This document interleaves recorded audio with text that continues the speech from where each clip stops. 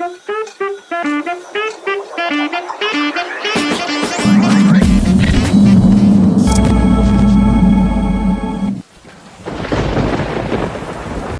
क्या है हमारा, a well foundation of a 6 metre external dia. तो हमारा एक्सटर्नल डाया कितना है, दैट इज द 6 मीटर, ठीक है, and 5 metre internal dia, 5 metre internal dia है, ठीक है, is sunk into the depth of a 15 metre in a deep deposit of a sand if the average N value of the sand is 20, यानी N value कितनी दे दी है हमको, 20 दे दी है। The load that the well can carry by bearing alone will be nearly, अच्छा basically आपको इसमें ना बहुत सारी ऐसी चीजें जो कि मैं आपको बताना चाहता हूँ, जैसे कि अब कई बार नहीं पता होता है तो मैं सब कुछ बता रहा हूँ। वेल फाउंडेशन के बारे में पता होना चाहिए आपको, यहाँ पे जो एन वैल्यू है उसका पता होना चाहिए आपको, ठीक है, यहाँ पे बहुत सारी चीजें ऐसी यूज होगी जैसे कि क्यू अल्टीमेट, तो अल्टीमेट बेयरिंग कैपेसिटी के बारे में आपको पता होना चाहिए, ठीक है।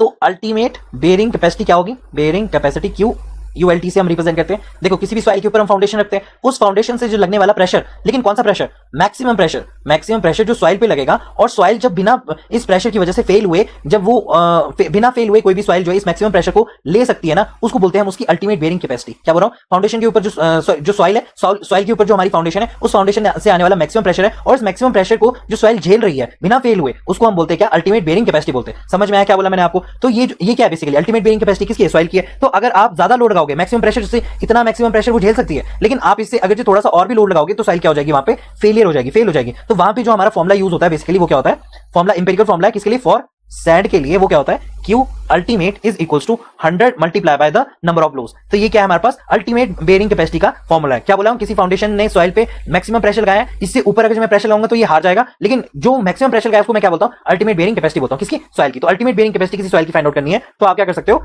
n into N, sorry 100 into N करोगे, किसके लिए, फॉर द सैंड के लिए, तो आपको डायरेक्टली क्या मिल जाएगी, इसकी मैक्सिमम इसकी मिल जाएगी मैक्सिमम प्रेशर जो वो सॉइल ले सकती है। समझ में अल्टीमेट बेयरिंग कैपेसिटी क्या होता है। अब क्यू देखते हैं, क्यू क्या होता है बेसिकली, यहां पे देखते हैं क्यू क्या बताएगा मेरे को, यहां पे क्यू देखते हैं। जो क्यू होता है बेसिकली इसको क्या बोलते हैं, it is a load carrying capacity, load carrying capacity. अभी हमने सॉइल की बात कर ली, तो अब बात करते हैं किसकी, फाउंडेशन की। जो हमारी फाउंडेशन होती है ना, ये कितना लोड ले सकती है, टोटल कितना लोड ये ले सकती है, कितना लोड ये ले सकती है बिना फेलियर के, डेफिनेटली बिना फेलियर के, उसे हम बोलते हैं क्या, क्यू। और क्यू को किस तरह से निकालते हैं, Q is equals to A into Q ultimate, जहां पे क्या है, ए क्या area, it is a A is equals to base area of the foundation, ठीक है। और क्यू अल्टीमेट तो आपको पता है अल्टीमेट बेयरिंग कैपेसिटी है ना। अब जब हम बात करते हैं बेयरिंग कैपेसिटी की, मैंने अभी बेयरिंग कैपेसिटी बोला है, तो बेयरिंग कैपेसिटी का क्या कॉन्सेप्ट है, जब आप जमीन पे कोई भी बिल्डिंग बनाते हो ना, जब आप बिल्डिंग बनाते हो या फिर कोई ब्रिज बनाते हो, तो या तो फिर क्या करते हो आप, वेल फाउंडेशन रखते हो, या तो फिर क्या रखते हो आप, कोई और रखते हो, ठीक है। तो जब आप वेल फाउंडेशन रखते हो तो जमीन क्या है, उसका प्रेशर झेलती है, जो भी हमारा वेल फाउंडेशन है, तो ये क्या करेगी बेसिकली, जो जमीन है वो हमारा क्या लेगी, प्रेशर लेगी। अभी कितना प्रेशर झेल सकती है या कितने प्रेशर में ये फेल होगी, यही होती है हमारी, that is the bearing capacity. क्या बोलना चाह रहा हूं मैं, जब भी आप किसी भी जमीन पे कोई भी हमारा बिल्डिंग बना दो या फिर कोई ब्रिज बना दो, ब्रिज बनाने के बाद क्या करोगे आप, नीचे आपको एक फाउंडेशन देनी पड़ेगी, आपने वेल फाउंडेशन दे दी, वेल फाउंडेशन की वजह से जो भी हमारा जमीन जो है प्रेशर झेलता है बिना फेल हुए, उसे हम क्या कहते हैं, बेयरिंग कैपेसिटी बोलते हैं। तो समझ में आया क्या क्या मैंने बोला, यहाँ पे मैं और सब कुछ बताता हूं। जैसे कि अल्टीमेट बेयरिंग कैपेसिटी है, तो मैक्सिमम जितना भी प्रेशर झेल सकती है हमारी कौन, सॉइल, तो वही होगा क्या, अल्टीमेट बेयरिंग कैपेसिटी। और हमारे पास क्या है, बाकी जो हमने क्या लिखा था यहाँ पे, क्यू क्या है, लोड कैरिंग कैपेसिटी। तो लोड कैरिंग कैपेसिटी किसकी होगी, फॉर द फाउंडेशन के लिए, है ना। ये चीजें मैंने आपको सारी बता दी, ठीक है। अब मैंने बोला कि जैसे यहाँ पे हम देख रहे हैं एरिया की बात कर रहे हैं, तो यहाँ पे मैंने बोला कि क्यू जब हम लोड कैरिंग कैपेसिटी देखते हैं तो उसमें एरिया भी यूज होता है, यानी base area of the footing. अब ये जो हमारा बेस एरिया होता है ना, ये अभी कॉन्सेप्ट सारे यूज होंगे, तब मैं बता रहा हूं आपको। ये जो हमारा बेस एरिया होता है बेसिकली ये क्या है, जो भी हमारी फाउंडेशन है, जो भी हमारी फाउंडेशन होगी, उस फाउंडेशन का जो भी कॉन्टैक्ट एरिया होगा, किसके साथ होगा contact area, with the soil, उसी को हम क्या बोलते हैं, it is known as the base area.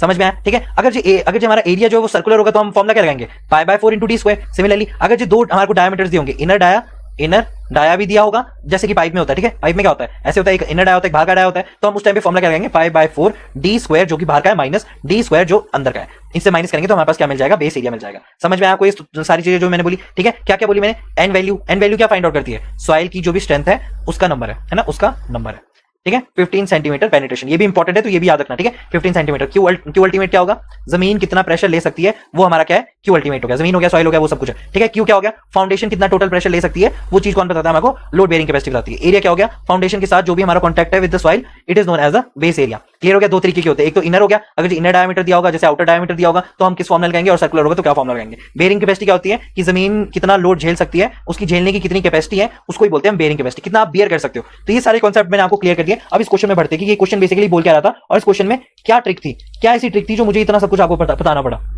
तो इस क्वेश्चन को अगर मैं देखूं, कहां पे क्या है क्वेश्चन, अगर मैं इस क्वेश्चन को देखूं ना तो यहां पे क्या है 10, क्या है लिखा हुआ है यहाँ पे, वेल फाउंडेशन लिखी हुई है। अब बेसिकली जो वेल फाउंडेशन होती है वो किसकी होती है, that is the D foundation, है ना, उसका एक टाइप होता है क्या, हमारा वेल फाउंडेशन। अब ये क्या है, बेसिकली जब हम किसी ब्रिज को बनाते हैं तो हमारा क्या बनता है, हमारा जो ब्रिज बनता है उसमें जो पायर है या फिर जो हमारी हैवी लोडिंग है उनके लिए हम क्या बनाते हैं, इन सब का इस्तेमाल करते हैं। तो बेसिकली क्या है, ये सिलेंड्रिकल शेप में होता है हमारा, है ना, सिलेंड्रिकल शेप में होता है। तो इसके दो डायमीटर्स होते हैं, दो डायमीटर्स होते हैं जो कि हमको यहाँ पे दे रखा है। क्या है, जो हमारी वेल फाउंडेशन है ना वो 60 इनर डायमीटर कितना है, 6 मीटर है, यानी इनर डायमीटर जो है हमारा वो कितना है, 6 मीटर है, और आउटर डायमीटर कितना दे रखा है, 5 मीटर दे रखा है। क्लियर हो गया। अब हमें फाइंड आउट क्या करनी है, इसकी बेरिंग कैपेसिटी हमें फाइंड आउट करनी है। बेरिंग यहाँ पे लिखा है ना कि हमें लोड फाइंड आउट करना है, तो लोड के लिए अगर लोड फाइंड आउट करना है तो उसके लिए क्या ढूंढना पड़ेगा, मेरे को क्यू अल्टीमेट ढूंढना पड़ेगा और मल्टीप्लाई करना पड़ेगा उसके बेस एरिया के साथ। ये चीज मैंने आपको अभी बताई है।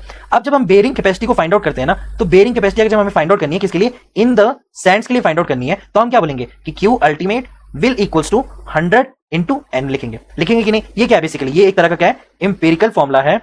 It is a empirical formula, किसके लिए, फॉर द सैंडी सॉइल के लिए यूज होता है, सैंडी सॉइल के लिए यूज होता है। समझ में आया आपको। तो यहाँ पे क्या है, क्यू अल्टीमेट हमारे पास क्या आ गया, 100 इंटू एन है। क्लियर हो गया ये चीज, ठीक है। अब जब हम बोलेंगे, देखो हमारे पास दो डायमीटर है, एक तो आउटर है एक तो इनर है, और डेप्थ कितनी दे रखी है हमारे को, total depth that is equal to 15 metre दे रखी है, 15 मीटर टोटल दे रखी है, और एन की वैल्यू कितनी दे रखी है, 20 दे रखी है एन की वैल्यू। तो यहाँ पे अगर मैं इसका बेस एरिया निकालने जाऊंगा ना, बेस एरिया निकालने जाऊंगा, तो मुझे क्या पता है कि देखो यहाँ पे दो एक्सटर्नल भी दे रखी है और 5 मीटर भी दे रखी है, यानी दोनों हमारे को निकाल रखी है। तो बेस एरिया किस तरह से निकालोगे आप बोलोगे D this square upon the D initial upon the pi by 4, इस तरह से निकालोगे। लेकिन जब आप इससे निकालोगे ना, तो इसका आंसर जो है वो 9.2 mn आएगा, तो वो आंसर जो है इसके बिल्कुल आसपास नहीं है, तो ये आंसर क्या हो जाएगा, रॉन्ग हो जाएगा। तो यहाँ पे यूपीएससी ने क्या ट्रिक किया कि यूपीएससी आपकी कॉन्सेप्चुअल क्लैरिटी को देखना चाहता है कि अगर आपने इस तरह से क्वेश्चन नहीं आया है, तो इसने जो बेस एरिया निकाला है ना, आपको एकदम ऐसे सोचना पड़ेगा कि यहाँ पे जब इसने बेस एरिया निकाला है, तो बेस एरिया बेसिकली कैसे निकाला है। तो इसमें दो केस बनेंगे। एक तो केस नंबर 1 क्या बनेगा हमारा, that is for the gross area. क्या बनेगा, ग्रॉस एरिया। ग्रॉस एरिया का बनेगा कैसे, जैसे कि यहाँ पे अगर मैं देखूं तो ग्रॉस एरिया में अगर मैं कैलकुलेट करूंगा तो एरिया क्या आ जाएगा मेरे पास, पाई बाय 4, इनर को मैं कैलकुलेट नहीं करूंगा, D square is equals to pi by 4 into D square कितना हो गया हमारे पास, यहाँ पे 6 मीटर है तो 36 यहाँ पे लिख सकते हैं 36, ठीक है, अराउंड 36 आएगा। और ये कितना होगा 3.14 डिवाइडेड बाय 4 इंटू 36, जो अराउंड कितना आएगा हमारे पास 30 के अराउंड आएगा, यानी इसको अगर मैं कम कर दूं, ऑल राउंड कर दूं, तो 28 अराउंड समथिंग क्या है इसकी वैल्यूज आएगी, ठीक है। तो ये हो गया हमारा क्या, base area for the gross area, ठीक है। तो ये 30 हो गया। अगर जो मुझे load bearing capacity find out करनी है तो मैं क्या करूंगा, 28 मल्टीप्लाई बाय हमारे पास क्या था, अगर जो हमें फाइंड आउट करना है तो हम यहाँ पे क्या लिख सकते हैं, मल्टीप्लाई बाय क्या आएगा, क्यू अल्टीमेट आएगा। और क्यू अल्टीमेट फाइंड आउट करने का फॉर द सैंडी साइड के लिए फॉर्मुला क्या बताया था मैंने, 100 मल्टीप्लाई बाय जो भी इसका क्या रहेगा एन रहेगा। एन की वैल्यू कितनी दी थी मेरे को यहाँ पे, एन की वैल्यू हमारे को गिवन है दैट इज 20, तो यहाँ से मैं मल्टीप्लाई कर दूंगा 20, तो आंसर क्या आ जाएगा 2000।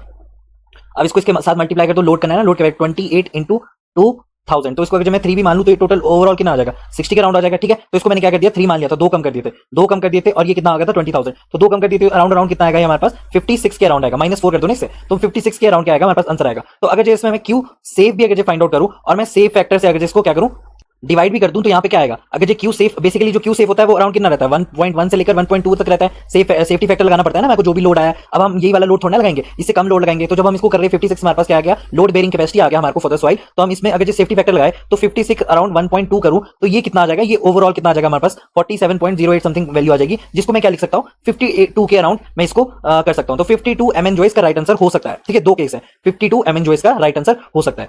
एक तो हो गया हमारा क्या, ग्रॉस एरिया का। दूसरा केस क्या है हमारा कि हम जब केस नंबर 2 देख रहे हैं तो केस नंबर 2 किसके लिए होगा, फॉर द एनुलर के लिए। एनुलर के लिए क्या होगा, बेसिकली जो अंदर का पार्ट है वो हमारा क्या है, हॉलो एरिया है। तो हॉलो एरिया को अगर मैं यूज करूंगा तो मेरे पास अगर मैं जो बेस एरिया कैलकुलेट करना है तो वो क्या हो जाएगा, पाई बाय 4 डी आउट कितना है हमारे पास 36 था ना, माइनस साथ में क्या है 5 है तो 25 है, तो ये आंसर क्या आ जाएगा हमारे पास, बेसिकली हमारे पास अराउंड 9 के आसपास आ जाएगा, यानी 8 पॉइंट समथिंग जो है इसकी वैल्यू आ जाएगी, मीटर स्क्वायर एरिया आ जाएगा। तो ये कितना हो गया हमारे पास 8 पॉइंट समथिंग, या फिर 8 पॉइंट कुछ लिख देता हूं, 8.6 के राउंड 64 के राउंड आ गया इसका आंसर 8.64। तो एरिया हमारे पास क्या आ गया, हमारे पास 8.64 मीटर स्क्वायर हमारे पास एरिया आ गया। क्लियर हो गया। तो डिस्चार्ज अगर मुझे लोड फाइंड आउट करना है, load carrying capacity find out करनी है, तो मैं मल्टीप्लाई कैसे करूंगा, 8.64 मल्टीप्लाई बाय, अभी मैंने क्यू अल्टीमेट निकाला था, अल्टीमेट बेरिंग कैपेसिटी, तो n मल्टीप्लाई बाय 100 होता है दैट इज 20, तो यहाँ पे कितना आ जाएगा 2000। तो 2000 से अगर जो मैं 10 को भी मल्टीप्लाई करूंगा तो कितना आ जाएगा मेरे पास ओवरऑल आंसर मेरे पास कितना आ जाएगा 20000 तक आ जाएगा, है ना, 20000 तक वैल्यू आ जाएगी। तो ये जो 20000 वैल्यू है किसमें आई है, किलो न्यूटन में आई है। तो अगर इसको मैं किलो न्यूटन से अगर mn में कन्वर्ट करना है तो मैं क्या करूंगा, सीधा मैं 2000 को क्या कर दूंगा, डिवाइड कर दूंगा, तो यहाँ पे कितना आ जाएगा 17.28 आ जाएगा, ठीक है। तो ये क्या हो जाएगी हमारे पास लोड बेरिंग कैपेसिटी हो जाएगी। और आप अगर इसको फैक्टर ऑफ सेफ्टी फैक्टर लगा दोगे तब भी हमारी वैल्यू जो है वो कमी आएगी, 17 से कमी आएगी। तो हम क्या बोल सकते हैं कि हमारी जो सेकंड वैल्यू है वो अराउंड 17 के अराउंड थी, तो 29 के आसपास थी, तो हम ऐसा बोल सकते हैं। लेकिन हम 29 इसका राइट आंसर नहीं होगा। तो यहाँ पे जो यूपीएससी ने ट्रिक खेली है ना, वो ये बोला है कि सबसे पहले तो कंफ्यूजन क्रिएट करने के लिए उन्होंने दो डायमीटर दे दिए, ठीक है। और इन जब दो डायमीटर से आप इसको बेस एरिया निकालोगे तो वो ऑलरेडी जो है हमारी इन सबकी वैल्यूज कितनी है, 30 से अराउंड 50 है ना, एमएन के अराउंड है। तो 30 से लेकर अगर 50 अराउंड है और 17 हमारी लोड बेयरिंग कैपेसिटी आ रही है, तो ये जो हमने यहाँ पे दोनों एरियाज को लिया है, दोनों डायमीटर्स को लिया है, तो उसका आंसर क्या आएगा हमारा, रॉन्ग आएगा। लेकिन जब हम सर्कुलर बेस मान के चलेंगे तो सर्कुलर बेस जब हम मानेंगे तो हमारा आंसर जो है वो अराउंड 52 एमएन के आसपास आएगा, जो कि हमारा क्या है, करेक्ट आंसर है। तो यूपीएससी बेसिकली क्या बोला, और क्या बोला था इसने, बेयरिंग अलोन बोला था कि नहीं इसने बेयरिंग अलोन।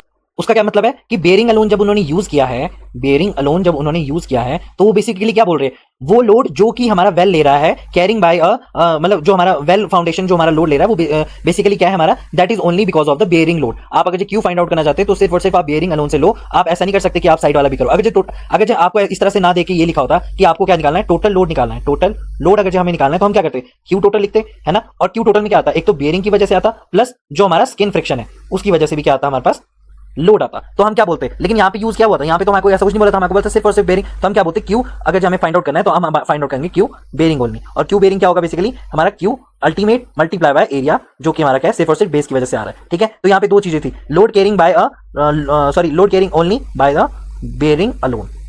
तो मतलब सिर्फ और सिर्फ हमारे को क्या लेना था, बेस का एरिया का लोड लेना था, ठीक है। अगर जो वेल फाउंडेशन की बात करें तो वेल फाउंडेशन में जो लोड कैरी होता है वो किसकी वजह से होता है, एक तो बेस की वजह से होता है, प्लस जो हमारा साइड का रहता है, साइड का क्या रहता है हमारा, दैट इज द फ्रिक्शन। तो इतनी चीज क्लियर होगी आपको। स्किन फ्रिक्शन बेसिकली क्या होता है ना, ये जो वेल फाउंडेशन है, यहाँ से ऊपर कोई लोड लगता है जिसकी वजह से क्या है, हमारा लोड जो है वो कम हो जाता है। तो ये चीजें जो है आपको क्लियर तब होगी जब आपको ये सब आपने पढ़ा होगा, ठीक है। तो आपको इस क्वेश्चन में क्या करना था, ट्रिक क्या थी यहाँ पे, कि आपको वेल फाउंडेशन दिया था, दो डायमीटर दिए थे कंफ्यूजन करने के लिए, क्योंकि आप अगर जो बेस एरिया निकालने जाओगे इन दोनों डायमीटर का यूज करके, तो वो बेसिकली हमारा जो है लोड कैरिंग कैपेसिटी जो है इसकी हमेशा क्या रहेगी, कम रहेगी। लेकिन जब हम एक को लेंगे, हम सर्कुलर बेस को लेंगे, तो वहां पे हमारी जो लोड कैरिंग कैपेसिटी है वो अराउंड 52 एमएन के आसपास आएगी। वैसे आपको पता है 1 किलो न्यूटन जो होता है that is equal to 1000 × 3 MN के बराबर होता है। तो वही चीज मैंने यहाँ पे भी की थी, कहां पे की थी मैंने, यहाँ पे की थी लास्ट में, है ना। जैसे मैंने यहाँ पे बोला तो 1000 के बराबर होगा, तो यहाँ पे क्या करूंगा मैं, 1000 से क्या होगा, ये कट जाएगा, ये भी कट जाएगा, ये भी कट जाएगा, 20 बचेगा, तो 20 के आसपास ही हमारी वैल्यू होगी। लेकिन आपको पता था कि ये वैल्यू जो है 8 से मल्टीप्लाई हुई है, तो आपको ये सारी वैल्यू जो है यहाँ पे क्लियर होगी, ठीक है। कैसे आया हमारा डिस्चार्ज, तो इसका राइट आंसर क्या हो जाएगा, इसका राइट आंसर हो जाएगा 52 एमएन जो इसका राइट आंसर हो जाएगा। तो ये जो ट्रिक थी ना, ये हमारी बेसिकली क्या है कि यूपीएससी हमारा कॉन्सेप्चुअल क्लैरिटी को चेक करना चाह रहा था, ठीक है, कि हमारा जो लोड बेयरिंग कैपेसिटी के बारे में हमारी क्या कॉन्सेप्चुअल क्लैरिटी है, उन सब के बारे में हमारे से पूछना चाह रहा था वो, कि आपको पता भी है कि नहीं है। तो ये चीज जो है आपको पता तब होती अगर आपने इसे अच्छे से पढ़ा होता। क्लियर हो गया ये सब कुछ, इन सबको मैं मिटा। तो इस क्वेश्चन में हमें को क्या करना था, बेसिकली ये वाला क्वेश्चन आपको कुछ नहीं करना था, आपको सबसे पहले क्यू अल्टीमेट फाइंड आउट करना था, जो की वैल्यू क्या थी, 100 मल्टीप्लाई बाय 20, जो होता है अराउंड 2000 के। क्लियर हो गया। दूसरा, जब हमको ए लेना था तो ए कौन सा लेना था, हमको ग्रॉस एरिया लेना था, ग्रॉस एरिया लेना था। और बेस एरिया जब हमें फाइंड आउट करना है तो वो कितना हो जाएगा, π/4 मल्टीप्लाई बाय डी का स्क्वायर, जो कि अराउंड कितनी वैल्यू आ रही थी, 28.27 मीटर स्क्वायर इसकी वैल्यू आ रही थी। और जब हमें लोड कैरिंग फाइंड आउट करना, load carrying capacity find out करना था, तो हमें इसको सिर्फ और सिर्फ किससे मल्टीप्लाई करना है, 28.27 मल्टीप्लाई बाय 2000 से मल्टीप्लाई करना था। और आंसर कितना आता है हमारे पास, 56.5 एमएन जो है हमारे पास आंसर आता है, ठीक है। अब ये हमारे पास आंसर आ गया, लेकिन ये इसके अराउंड नहीं है, तो हमने क्या बोला कि क्यू सेफ अगर जो हम देखें, और हमें क्या पता है कि जो सेफ्टी फैक्टर होता है 1.2 से लेकर 1.2 तक होता है, 1.1 से लेकर 1.2 तक होता है। अगर मैं 56.2 को 1.2 से डिवाइड कर दूं तो जो मेरा आंसर आएगा वो अराउंड कितना आएगा, 52 एमएन जो है इसका आंसर आएगा, है ना। तो ये हमारा क्या हो जाएगा, राइट आंसर हो जाएगा। वैसे कितना आना था यहाँ से, 47.08 एमएन आंसर आना था, लेकिन हमने ओवरऑल कितना अप्रोक्सीमेट मान लिया, 52 एमएन इसका आंसर मान लिया। समझ में आया आपको जो भी वैल्यू है। अगर जब हम दूसरे वाले डायमीटर से करते तो हमारी वैल्यू कितनी आती, अगर हम दूसरे वाला एनवर वाला लेते जिसमें कि हमने हॉलो माना है, तो हमारा क्या होता, π/4 यहाँ पे आता 36 - 25, जो अराउंड कितना होता है, 8.91 समथिंग होता है, ठीक है, मीटर स्क्वायर। और जब हम इसमें क्यू में डालते हैं उसकी वैल्यू 8.91 मल्टीप्लाई बाय कितना, दैट इज द 2000 होता, तो वो कितना आता, अराउंड 20,000 के अराउंड होता। और अगर जब मैं इसको किलो न्यूटन है, किलो न्यूटन को अगर एमएन में कन्वर्ट करना है तो अराउंड कितना आता हमारी वैल्यू आती 20 है ना, तो ये वैल्यू हमारी कितनी आती, 20 आती, 20 के आसपास आती, जो कि क्या आ रही थी, 17 पॉइंट समथिंग आ रही थी। अगर मैं इसमें भी सेफ्टी फैक्टर लगाऊं तो अगर मैं बोलूं 17.81 समथिंग वैल्यू आई थी, इसमें भी अगर मैं सेफ्टी फैक्टर लगाऊं तो ये वैल्यू कितनी आएगी, यहाँ पे कैलकुलेट करते हैं, 17.81 डिवाइडेड बाय 1.2, तो कितनी आती है वैल्यू, ये हमारी वैल्यू आती 14.84 हमारी वैल्यू आती। और इसको अगर मैं अप्रोक्सीमेट 20 कितना था, 29 मैं इसको नहीं लिख सकता हूं। तो ये समझ में आपको क्या था, यूपीएससी का ट्रिक क्या थी इसमें, है ये वाला क्वेश्चन क्यों है इंपॉर्टेंट, ये चीज मैंने क्लियर कर दी। वेल फाउंडेशन क्या होता है, हमारा जो एन वैल्यू होती है वो क्या होती है, बेयरिंग क्या होती है, अल्टीमेट लोड बेयरिंग कैपेसिटी क्या होती है, लोड बेयरिंग कैपेसिटी क्या होती है, ये सब चीजें जो है मैंने आपको अच्छे से एक्सप्लेन कर दी थी, तभी मैं क्वेश्चन के आगे बढ़ा, ठीक है, क्योंकि वो चीज कहीं वो क्लियर नहीं होती है। अब फ्यूचर में हमारा यूपीएससी किस तरह से क्वेश्चन डाल सकता है या कौन कौन से कॉन्सेप्ट को टच कर सकता है, तो सबसे पहले हम बोल सकते हैं कि बेयरिंग कैपेसिटी ऑफ सॉइल जो है वो हमें पता होना चाहिए। बेयरिंग कैपेसिटी ऑफ सॉइल के कॉन्सेप्ट हमको अच्छे से क्लियर होने चाहिए। उसमें कौन कौन से होने चाहिए, एक तो हमारे कौन सा हो गया, तरजागी जी की जो भी हमारी थ्योरी है वो आपको क्लियर होनी चाहिए अच्छी, जब भी आगे फ्यूचर में आएगी। दूसरा क्या है, जो हमारा नेट है, जो हमारा ग्रॉस है, और जो हमारा अल्टीमेट है, और साथ साथ में क्या है, हमारी जो भी सेफ कैपेसिटी है, वो सब हमको अच्छे से क्लियर होना चाहिए। एन वैल्यू भी हमारे लिए इंपॉर्टेंट है, ठीक है। एन वैल्यू से जो भी बेयरिंग की एस्टिमेट करते हैं वो भी हमारे लिए क्या हो जाएगी, इंपॉर्टेंट हो जाएगी। सेकंड ऑफ ऑल क्या पढ़ना चाहिए आपको अच्छे से, जितनी भी हमारी फाउंडेशन है, टाइप्स ऑफ फाउंडेशन, उनके बारे में आपको एक क्रिस्टल क्लैरिटी जो होनी चाहिए कि भाई कौन कौन से है। देखो वेल हो गया, पाइल हो गया, शैलो हो गया, डीप हो गया, ये सब आपको अच्छे से क्लियर होना चाहिए, ठीक है। अब जो हमारी वेल फाउंडेशन है उसकी जितनी भी डिजाइन कंपोनेंट्स है वो भी आपको पता होना चाहिए, ठीक है। वेल फाउंडेशन के जो भी हमारी डिजाइनिंग है, और दूसरा क्या है, इसमें जितनी भी लोड ट्रांसफर होते हैं वो सारी जो है आपको क्लिस्टर क्लैरिटी होनी चाहिए। दूसरा क्या है, तीसरा क्या है, दैट इज द एसपीटी हमको पता होना चाहिए, एन वैल्यू के बारे में पता होना चाहिए, स्टैंडर्ड पेनिट्रेशन टेस्ट के बारे में पता होना चाहिए, ठीक है। और इसमें भी एक और चीज होती है, दैट इज जो इमीडिएट हो वर्सेस जो हमारी कंसोलिडेटेड सेटलमेंट है, कंसोलिडेशन जो भी हमारी सेटलमेंट है वो आपको पता होना चाहिए, ठीक है। इन्फ्लुएंस फैक्टर भी पता होना चाहिए आपको क्या होता है, पॉइजन रेशियो के बारे में भी पता होना चाहिए आपको, मॉडुलस ऑफ इलास्टिसिटी के बारे में भी पता होना चाहिए। दूसरा फोर्थ क्या है हमारे पास, स्किन फ्रिक्शन के बारे में पता होना चाहिए। अभी इस क्वेश्चन में इंक्लूडेड नहीं था तो हमको स्किन फ्रिक्शन लगाना नहीं पड़ा, लेकिन आपको पता होना चाहिए कि बियरिंग अलोन का क्या मतलब है, बियरिंग अलोन का क्या मतलब है, बियरिंग अलोन का क्या मतलब है कि उसमें स्किन फ्रिक्शन को इंक्लूड नहीं करना है, ये चीज आपको मैंने बता दी थी। और जो साइड फ्रिक्शन है, साइड फ्रिक्शन है, ठीक है।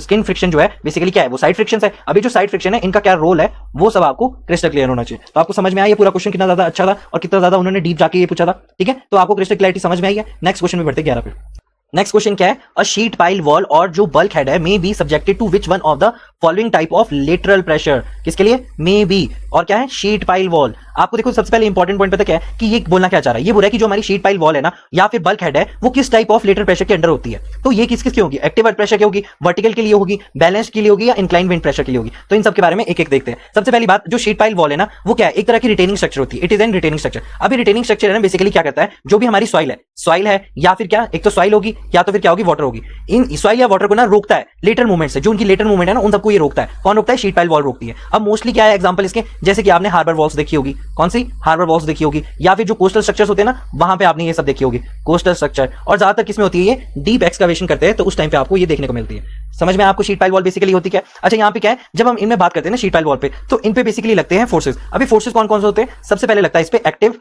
Earth pressure. क्या होता है एक्टिव अर्थ प्रेशर, जब हम कोई भी, जैसे ये हमारी वॉल है, ठीक है। अब क्या होगा, जो इसके पीछे की सॉइल है वो क्या करेगी, इसको पुश करेगी, क्या करेगी, बाहर की तरफ को पुश करेगी, तो इसको बोलते हैं एक्टिव अर्थ प्रेशर। यानी जो भी हमारी आउटवर्ड मूवमेंट होती है ना, आउटवर्ड मूवमेंट्स होती है उसको हम क्या बोलते हैं, एक्टिव अर्थ प्रेशर बोलते हैं। और एक और फोर्स लगती है वो कौन सी होती है, हमारी पैसिव अर्थ प्रेशर।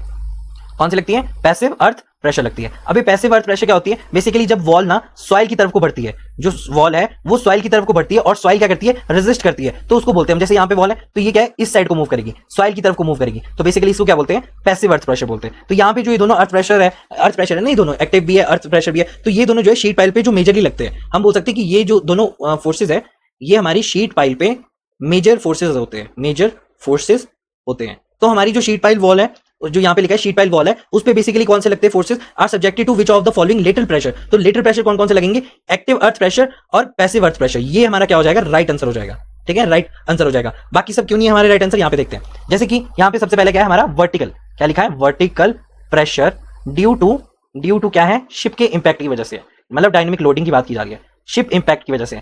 ये जो हमारा vertical pressure due to ship impact है ना, ये हमारी क्या है, लेटरल नहीं है, these are not the lateral. ये क्या है, एक तरह की इंपैक्ट फोर्स है, इंपैक्ट फोर्स है, these are not the lateral. ये क्या है, हमारी इंपैक्ट फोर्स है। और दूसरा क्या है, ये वर्टिकल नहीं है, ये क्या है, इट इज नॉट वर्टिकल, ये है हमारी लेटरल, प्लस क्या है, ये हमारी डायनामिक, ठीक है। तो क्या बोलना चाह रहा हूं कि जो vertical pressure due to the ship impact है बेसिकली वो लेटरली इंपैक्टेड फोर्स है, और बेसिकली वो क्या है, इट इज नॉट, जो इंपैक्ट फोर्स है ना ये वर्टिकल नहीं है, नॉट अ वर्टिकल।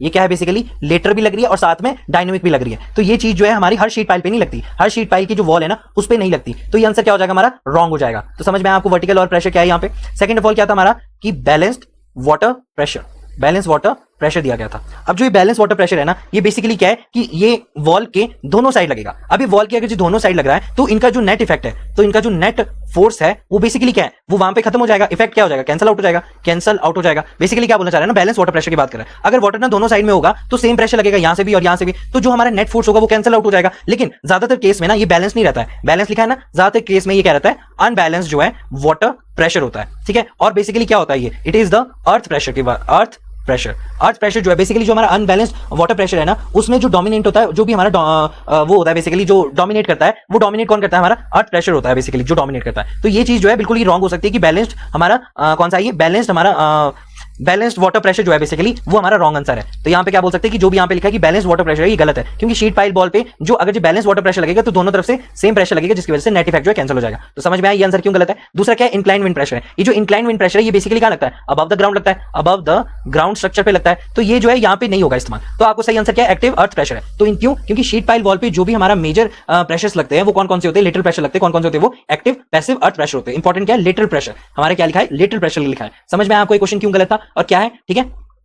तो आप क्या बोल सकते हो कि शीट पाइल वॉल पे जो हमारे लेटरल प्रेशर लगेंगे वो सिर्फ और सिर्फ active and passive earth pressure लगेंगे, ठीक है। Vertical pressure due to the ship impact नहीं लगेगा, क्योंकि वो लेटरल प्लस डायनेमिक है और हर एक शीट पाइल पे नहीं लगता है। हर एक शीट पाइल की बात कर रहे हैं ना, तो ये हमारा रॉन्ग आंसर हो जाएगा। बैलेंस वाटर प्रेशर जो है बैलेंस आउट हो जाएगा एक दूसरे से। इंक्लाइन विंड प्रेशर है जो हमारे ग्राउंड के ऊपर स्ट्रक्चर होते हैं उन पे लगता है, हमारे ग्राउंड के नीचे वाले स्ट्रक्चर पे लगता है। क्लियर हो गया। अब फ्यूचर में कैसे कैसे क्वेश्चन पूछ सकता है, कहां से पूछ सकता है। सबसे पहली बात देखो, एक्टिव अर्थ प्रेशर के बारे में पूछा है, पैसिव के लिए पूछा है, तो यहां पे लिख सकते हैं कि जो अर्थ प्रेशर्स होते हैं उन सब के बारे में अगर हमें नॉलेज हो तो हमें क्वेश्चन इजीली कर सकते हैं। तो यहाँ पे मोस्ट इंपॉर्टेंट क्या हो जाएगा, मोस्ट इंपॉर्टेंट हो जाएगा हमारा अर्थ प्रेशर। क्लियर हो गया। इसमें क्या क्या आता है, इसमें भी मैं आपको बता देता हूँ क्या क्या पढ़ना है। जैसे कि एक्टिव प्रेशर हो गया, पैसिव प्रेशर हो गया, या फिर एट रेस्ट अर्थ प्रेशर हो गया, तब क्या प्रेशर लगता है वो आपको अच्छे से पढ़ना है। इसके 3-4 केसेस होते हैं वो सब अच्छे से पढ़ना है। सेकंड ऑफ ऑल जो भी हमारी रैंकाइन, ठीक है, वर्सेस जो हमारी कूलम थ्योरी होती है, बेसिकली इन्हीं सब के लिए होती है, ये पढ़ने हैं। और इनकी होती है अजम्पशंस। अब ये अजम्पशंस जो है आपको अच्छे से क्लियर होनी चाहिए। इसमें अजम्पशंस होती है, ये वाली आपको क्लियर होनी चाहिए। थर्ड ऑफ ऑल क्या है, जो भी हमारा प्रेशर डिस्ट्रीब्यूशन डायग्राम है, प्रेशर डिस्ट्रीब्यूशन जो भी हमारा डायग्राम है वो किस तरह से बनता है ये आपको अच्छे से क्लियर होना चाहिए। क्लियर हो गया। फोर्थ क्या है, इफेक्टिव सरचार्ज की वजह से, यानी सरचार्ज क्यों लिख दो, वाटर टेबल की वजह से, वाटर टेबल की वजह से और स्लोप की वजह से क्या क्या फर्क पड़ेगा, ये सब आपको अच्छे से क्लियर होना चाहिए, ठीक है। ये चीजें जो आपको इंपॉर्टेंट है, ठीक है। अगर आपको नहीं पता लगेगा तो ऐसा है कि मैं अपनी सॉइल लेक्चर्स में अभी सारे अपलोड कर दूंगा, तो वहां पे जाके आप देख सकते हो।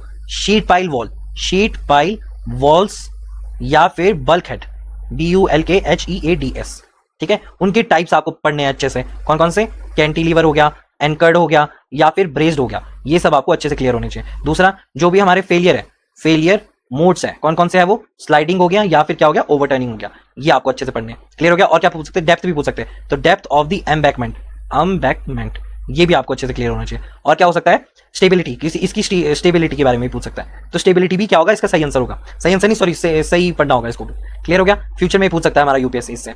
और क्या है यहाँ पे, जैसे ये हो गया। और फोर्थ वन क्या है, थर्ड वन क्या है कि आप ये तो कर ही दिया, रिटेनिंग वॉल के लिए है ना, रिटेनिंग वॉल के लिए भी पढ़ लेना।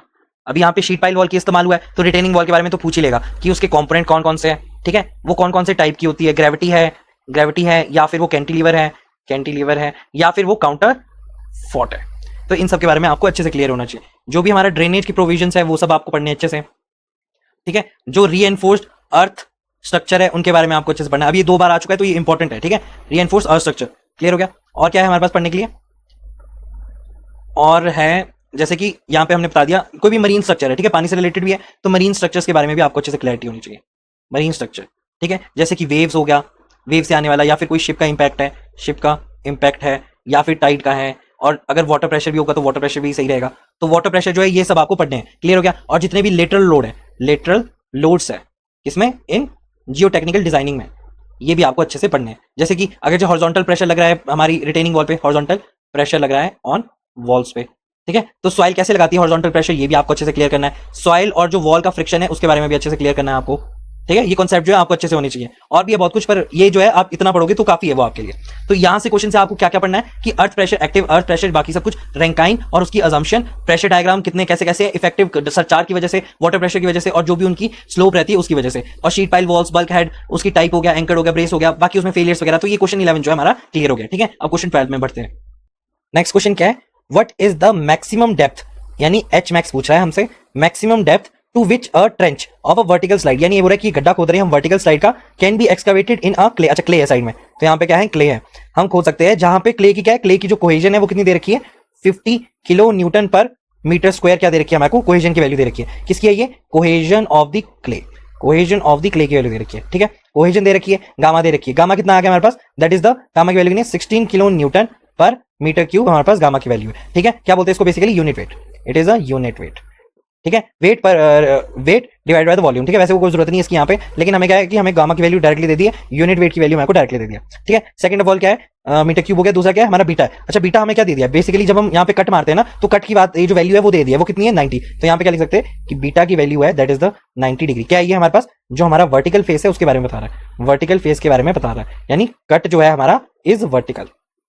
क्लियर हो गया बीटा की वैल्यू क्या है। दूसरा क्या है बीटा की वैल्यू होगी, दूसरा क्या है एफसी। एफसी क्या होता है, factor of safety, it is the factor of safety FC, ठीक है। किस क्या वैल्यू है, दैट इज 1। एफसी की वैल्यू 1 है। किसके लिए होता है factor of safety, against the collapse. Collapse हो जाती है ना जब आप क्या करते हो, आप ये बेसिकली क्वेश्चन क्या बोल रहा है कि आप एक वर्टिकल कट मार रहे हो जिसकी वजह से मतलब आप गड्ढा खोद रहे हो, आप गड्ढा खोदेंगे धीरे धीरे नीचे जाते रहोगे तो क्या होगा, ये जो यहाँ की हमारी सॉइल है ये नीचे सब्सिडाइज करने शुरू कर जाएगी। तो ये पूछ रहा है कि ऐसी कितनी मैं एच सी मैक्स निकाल सकता हूँ जहां पे ये जो हमारा वो है ये क्ले है ये बिल्कुल इसी तरह से रहे, ये यहाँ पे ना नीचे ना गिरे। तो यही हमारा क्वेश्चन है बेसिकली। तो इजी क्वेश्चन है, क्वेश्चन में कुछ भी डिफिकल्ट नहीं है, डायरेक्टली सीधा फॉर्मुला निकलता है इसका, है ना। आपने पढ़ा होगा तो इसका फॉर्मुला क्या क्या दिखा है, एच सी दे दिया हमारे को, एफ सी दे दिया फैक्टर ऑफ सेफ्टी, और एन की वैल्यू दे दी यानी स्टेबिलिटी वैल्यू दे दी कितनी 0.261 दे दी है। क्या बोलते हैं इसको, stability number, it is known as the stability number. Clear हो गया। तो ये सब वैल्यूज है आपको दे रखी, आपको क्या करना है सिंपली आपको बस फॉर्मुला में डालना है। फॉर्मुला कौन सा यूज होगा इसमें, जो हमारा वर्टिकल कट के लिए यूज होता है, इन अ क्ले के लिए यूज होता है, जिसका जो हमारा फाई है क्या गिवन है वो फाई 0, क्ले के लिए फाई कितना होगा 0 दे रखा है। तो यहाँ पे एच सी मैक्स नहीं एच मैक्स लिख सकते हैं। जो हमारा हाइट है एच मैक्स कितना हो गया, उसकी वैल्यू होती है कोहेजन डिवाइडेड बाय हमारा जो फैक्टर ऑफ सेफ्टी है, factor of against the cohesion FC से रिप्रेजेंट कर सकते हैं उसको, मल्टीप्लाई बाय क्या बोल सकते हैं यूनिट गामा, मल्टीप्लाई बाय हमारा क्या है लास्ट में एन, स्टेबिलिटी नंबर, ठीक है। तो ये वाला फॉर्मुला किस लिए यूज कर सकते हैं हम, फॉर द क्ले के लिए यूज कर सकते हैं। तो इन सारी वैल्यूज पे यहाँ पे पुट कर दो, जैसे कि कोहेजन। अब कोहेजन कितना है हमारे पास, कोहेजन की वैल्यू हमें दे रखी है 50 किलो न्यूटन। तो कोहेजन की वैल्यू कितनी है हमारे पास, that is the 50 kilo newton, 50 kilometre मान लो 50 किलोमीटर, ठीक है। तो फैक्टर ऑफ सेफ्टी कितना 1 है, मल्टीप्लाई बाय गामा की वैल्यू कितनी दे रखी थी मेरे को, यूनिट वेट की वैल्यू क्या है 16, ये दे दिया 16 मल्टीप्लाई बाय एन की वैल्यू कितनी 0.261 समथिंग है ना। तो इसको क्या कर सकते हैं हम 50 मल्टीप्लाई बाय 16 मल्टीप्लाई बाय 25 कितना होता है, 16 मल्टीप्लाई बाय 25 होता है अराउंड 400 के राउंड होता है। तो इसको 400 मान लो, ठीक है। इसको मान लो मैं 4 लिख देता हूँ, ठीक है। 400 हो गया, 4 हो गया। 50 की अगर मुझे 50 डिवाइडेड बाय 5 करेंगे तो कितना होगा 10 होगा। तो ये जो आंसर होगा ये 10 से ऊपर ही होगा। तो 10 से ऊपर देखते हैं, जो 10 के आसपास रहेगा आंसर वो हमारा राइट हो जाएगा। 10 के आसपास कौन सा है, 10 के आसपास है 12 इसके आसपास है। तो यहाँ पे इसकी अगर मैं वैल्यू ही निकाल लूं तो क्या बोल सकते हैं, अगर मुझे 50 के 10 करने 10 होंगे, 50 के 4 करने होंगे तो वो कितना होगा, 50 के 4 होंगे अराउंड 11, ठीक है। 10 से 11 ऊपर होगा, है ना। तो 11 पॉइंट समथिंग होगा, 11 पॉइंट समथिंग अगर जो वैल्यू होगी तो इसके अराउंड आंसर क्या हो सकता है अप्रोक्सीमेटली 12 इसका राइट आंसर होगा, है ना। देखते हैं जरा, कोहेजन 529 ठीक है 19 ठीक है, HC max इज 11.97। देखो 11.97 है वैल्यू, 11.97 इसकी वैल्यू है, और हम क्या लिख सकते हैं इसको, ओवरऑल इसको हम 12 लिख सकते हैं। तो 12 मीटर क्या हो जाएगा इसका राइट आंसर हो जाएगा। तो यहाँ पे आंसर क्या होगा इसका 12 जो है इसका राइट आंसर हो जाएगा, राइट आंसर। क्लियर हो गया, डायरेक्ट आंसर था, कुछ भी डिफिकल्ट नहीं था इसमें तो, है ना, हमें फाइंड आउट करने के लिए। अब फ्यूचर में क्या पूछ सकता है हमारे से, इसमें तो आपको पता लग गया ना, इसमें तो डायरेक्टली आपको एक फॉर्मुला लगाना था और तो कुछ भी नहीं फाइंड आउट करना था, इसमें कुछ भी ऐसा ट्रिकी नहीं था जो कि आपको पता नहीं चलता। सारी वैल्यूज दे रखी थी, बस पुट करनी थी और आंसर निकालना था। ये वैल्यूज तो आप ऐसे ही निकाल लेते बिल्कुल इजीली, कैलकुलेशन में भी कोई प्रॉब्लम नहीं, कैलकुलेशन भी ईजी है ना। तो अगर जो फ्यूचर में हमसे पूछेगा तो क्या पूछेगा वो ये देखते हैं। अगर जो फ्यूचर में हमसे पूछना चाहेगा तो हमसे क्या पूछ सकता है, यहाँ पे स्टेबिलिटी नंबर था, तो आपको अगर जो स्टेबिलिटी ऑफ द स्लोप भी पढ़ा होता ना हमने, स्टेबिलिटी ऑफ, तो वो आपके लिए बड़ा हेल्पफुल होता। स्टेबिलिटी ऑफ द स्लोप है, जैसे कि उसमें बहुत सारे टाइप्स आते हैं। अब टाइप्स कौन कौन से हो गए इसमें, जो हमारी इन्फिनिटी स्लोप होगी, जो हमारी फाइनाइट स्लोप हो जाएगी, ये सब आपको पढ़ना जो है इंपॉर्टेंट हो जाएगा। क्लियर हो गया। हमारा जो टेलर स्टेबिलिटी चार्ट है वो भी आपको थोड़ा बहुत उसका भी आइडिया होना चाहिए, थोड़ा बहुत ही आइडिया होना चाहिए बेसिकली, क्योंकि ये यूपीएससी वाले चार्ट्स वगैरह तो देते नहीं है, तो इस वजह से क्या है आपको थोड़ा बहुत आइडिया होना चाहिए। नहीं भी पढ़ना हो तो मत पढ़ना है, ठीक है, इसको काट दो। दूसरा क्या है कि हमारा डिफरेंट नहीं इसको भी पढ़ना है, इंपॉर्टेंट है, काटना मत इसका, है ना, इंपॉर्टेंट है ये भी। डिफरेंट क्या है हमारे पास, अगर हम बात करें कि जो भी हमारे फेलियर्स है, तो डिफरेंट फेलियर्स है ड्यू टू द मैकेनिज्म, ये जो है आपको पढ़ने चाहिए। टेलर स्टेबिलिटी चार्ट हो गया, डिफरेंट फेलियर मैकेनिज्म हो गया, और क्या हो सकता है स्टेबिलिटी नंबर हो गया, इसमें नहीं है ना, अलग है, स्टेबिलिटी नंबर भी आपको पता होना चाहिए, ठीक है। दूसरा क्या है, या तो इसमें बस ये चीजें पता। अच्छा, दूसरा अर्थ प्रेशर वगैरह भी पता होना चाहिए आपको, अर्थ प्रेशर के बारे में भी आपको नॉलेज होनी चाहिए, ठीक है, उसकी जो थ्योरीज है वो भी पढ़ी होनी चाहिए। और क्या है, कोहेजन के बारे में भी पता होना चाहिए आपको, और कोहेजन वर्सेस जो हमारी फ्रिक्शनल सॉइल है वो सब भी आपको पता होना चाहिए। जहां पे अगर क्ले की बात करूं तो फाई की वैल्यू क्या होती है 0 होती है, और जब मैं कोहेजन की बात करूंगा फॉर द सैंड वो भी क्या होगा 0 होगा। तो ये फाई किसमें, क्ले में, और कोहेजन 0 किसमें, सैंड में। ये चीज मैंने आपको पहले क्लियर कर दी थी, मेरे सॉइल के लेक्चर जाके देख लेना, उसमें मैंने ये चीज आपको सब कुछ बताई है। तो बस इतनी चीजें पता होनी चाहिए आपको, लेटरल स्टेबिलिटी के बारे में पता होना चाहिए, है ना, शेयर स्ट्रेंथ रेजिस्टेंस के बारे में पता होना चाहिए। तो फ्यूचर में आपको इससे रिलेटेड क्वेश्चन आ सकते हैं, ठीक है। अब नेक्स्ट क्वेश्चन की तरफ बढ़ते हैं, कौन सा है 13वां क्वेश्चन है, ठीक है, ये वाला करते हैं। नेक्स्ट क्वेश्चन क्या है, द रीएनफोर्स्ड सॉइल टेक्निक या फिर जो कॉन्सेप्ट है is essentially based on the mobilisation of the interfacial sharing resistance between the soil and the reinforcement which in turns restrain the, क्या रिस्ट्रेन करता है वो, shearing force, shearing resistance, lateral deformation of the soil या longitudinal deformation of the soil.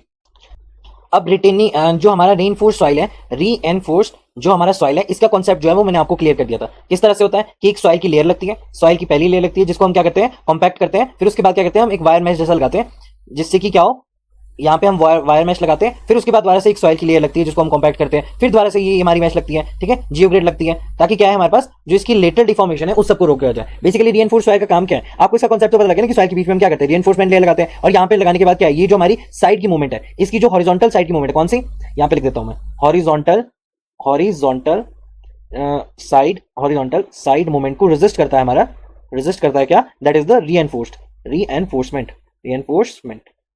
अब रीएनफोर्समेंट कौन कौन से हो गए, एक तो देखो जियोग्रेड हो गया, जियोग्रेड मैंने आपको बताया था पहले भी, मेटल स्ट्रिप होगी। अभी बेसिकली क्या करते हैं, फ्रिक्शन जो हमारे किसके बीच में होगी, इस रीइंफोर्स के बीच में और ये जो सॉइल के बीच में होगी, ये दोनों फ्रिक्शन जो है ये क्या करेगी, हमारे को एक लेटरल डिफॉर्मेशन जो है प्रोवाइड करती है। बेसिकली हम क्या, अगर जो मैं इसके बारे में बहुत अच्छे से बताऊं ना आपको, तो मान लो कि जैसे कि यहाँ पे हमारी क्या है, सॉइल है, ठीक है, और आपने यहाँ पे क्या करती है, रीइंफोर्समेंट डाल दिया, तो ये सॉइल है, ठीक है, ये सॉइल है और ये हमारा रीइंफोर्समेंट है। अब इन दोनों के बीच में क्या होगी, बॉन्डिंग होगी। अगर जो आपने अच्छे से कॉम्पैक्ट किया है, तो जैसे इसका वर्टिकल लोड लगता है ना सॉइल पे, तो ये वर्टिकल लोड, जैसे कि आपको कोई बैलून फुलाओ, ठीक है, उस बैलून के ऊपर अगर आप ऊपर से लोड लगाओगे ना, तो आपको क्या दिखेगा कि एक साइड से ज्यादा फूल जाता है और एक साइड से कम फूल जाता है। तो इसी तरह से सॉइल में भी होता है, जब ऊपर से वर्टिकल लोड लगता है ना, तो सॉइल जो है ना वो हॉरिजॉन्टल डायरेक्शन में, जैसे कि यहाँ पे लेटरल डायरेक्शन में क्या है, वो डिफॉर्म होना शुरू हो जाती है। अब आप बोलोगे सर यहाँ पे तो हमारी रिटेनिंग वॉल होती है, देखो जो हमारी रिटेनिंग वॉल है ना वो क्या है, नॉन डिफॉर्मेबल है, लेकिन जो हमारी सॉइल है ना वो डिफॉर्मेबल है। ये माइक्रोस्कोपिक लेवल पे क्या करती है, मूव करने लग जाती है। आपको देखने को मिलेगा जैसे कि ऐसा नहीं कि पूरी पूरी भरी होती है, थोड़ा सा माइक्रोस्कोपिक लेवल पे ना ये क्या करने लग जाती है, स्लाइड करने लग जाती है। तो ये फेलियर जो है सॉइल में बेसिकली क्या होते हैं, हमारे जो सॉइल में फेलियर होते हैं वो लेटरल फेलियर ज्यादा होते हैं। तो हम क्या बोल सकते हैं कि जब हम सॉइल को देख रहे हैं तो सॉइल में लेटरल फेलियर ज्यादा हो रहे हैं, और जब वर्टिकल लोड लग रहा है, अब मान लो कि ऊपर हमारा रोड है और बार बार जो है वो डायनेमिक लोड लग रहा है,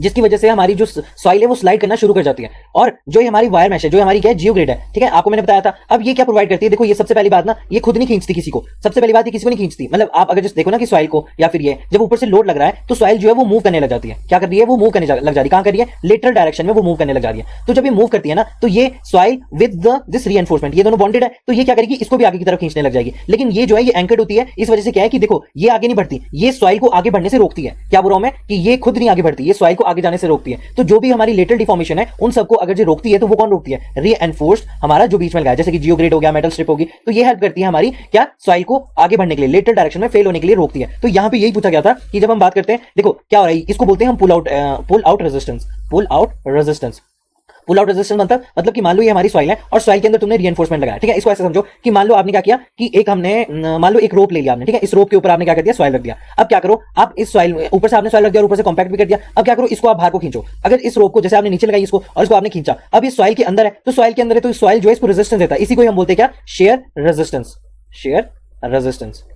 यानी इन दोनों सरफेस के बीच में जो भी बॉन्डिंग हो रही है वो इसको क्या नहीं करने दे रहा है, इसको बाहर आने नहीं दे रहा है, पुल आउट रेजिस्टेंस प्रोवाइड कर रहा है। तो यही चीज किसमें होती है हमारी, यही चीज होती है हमारी रीइंफोर्स, जो हमारी रीइंफोर्स वॉल है उसके पीछे की जो सॉइल है वो लेटरल साइड में डिफॉर्म होना शुरू हो जाती है, जिसकी वजह से क्या है कि हमारी जो ये जियोग्रेड है ये हेल्प करती है उसको लेटरल डिफॉर्मेशन को रोकने के लिए। तो हमेशा क्या है कि यहाँ पे राइट आंसर क्या हो जाएगा हमारा, the reinforcement soil technique concept जो है specially based on the mobilisation of interfacial sharing resistance, इसी को क्या बोलते हैं, इंटरफेरेंस शेयर रेजिस्टेंस बोलते हैं, बिटवीन द सॉइल और किसके बीच में, रीइंफोर्समेंट के बीच में, विच इन टर्न्स रेजिस्ट द, क्या रेजिस्ट करेगी वो, क्या वो शेयरिंग फोर्स को करेगी, नहीं, वो करेगी उसकी lateral deformation of the soil को।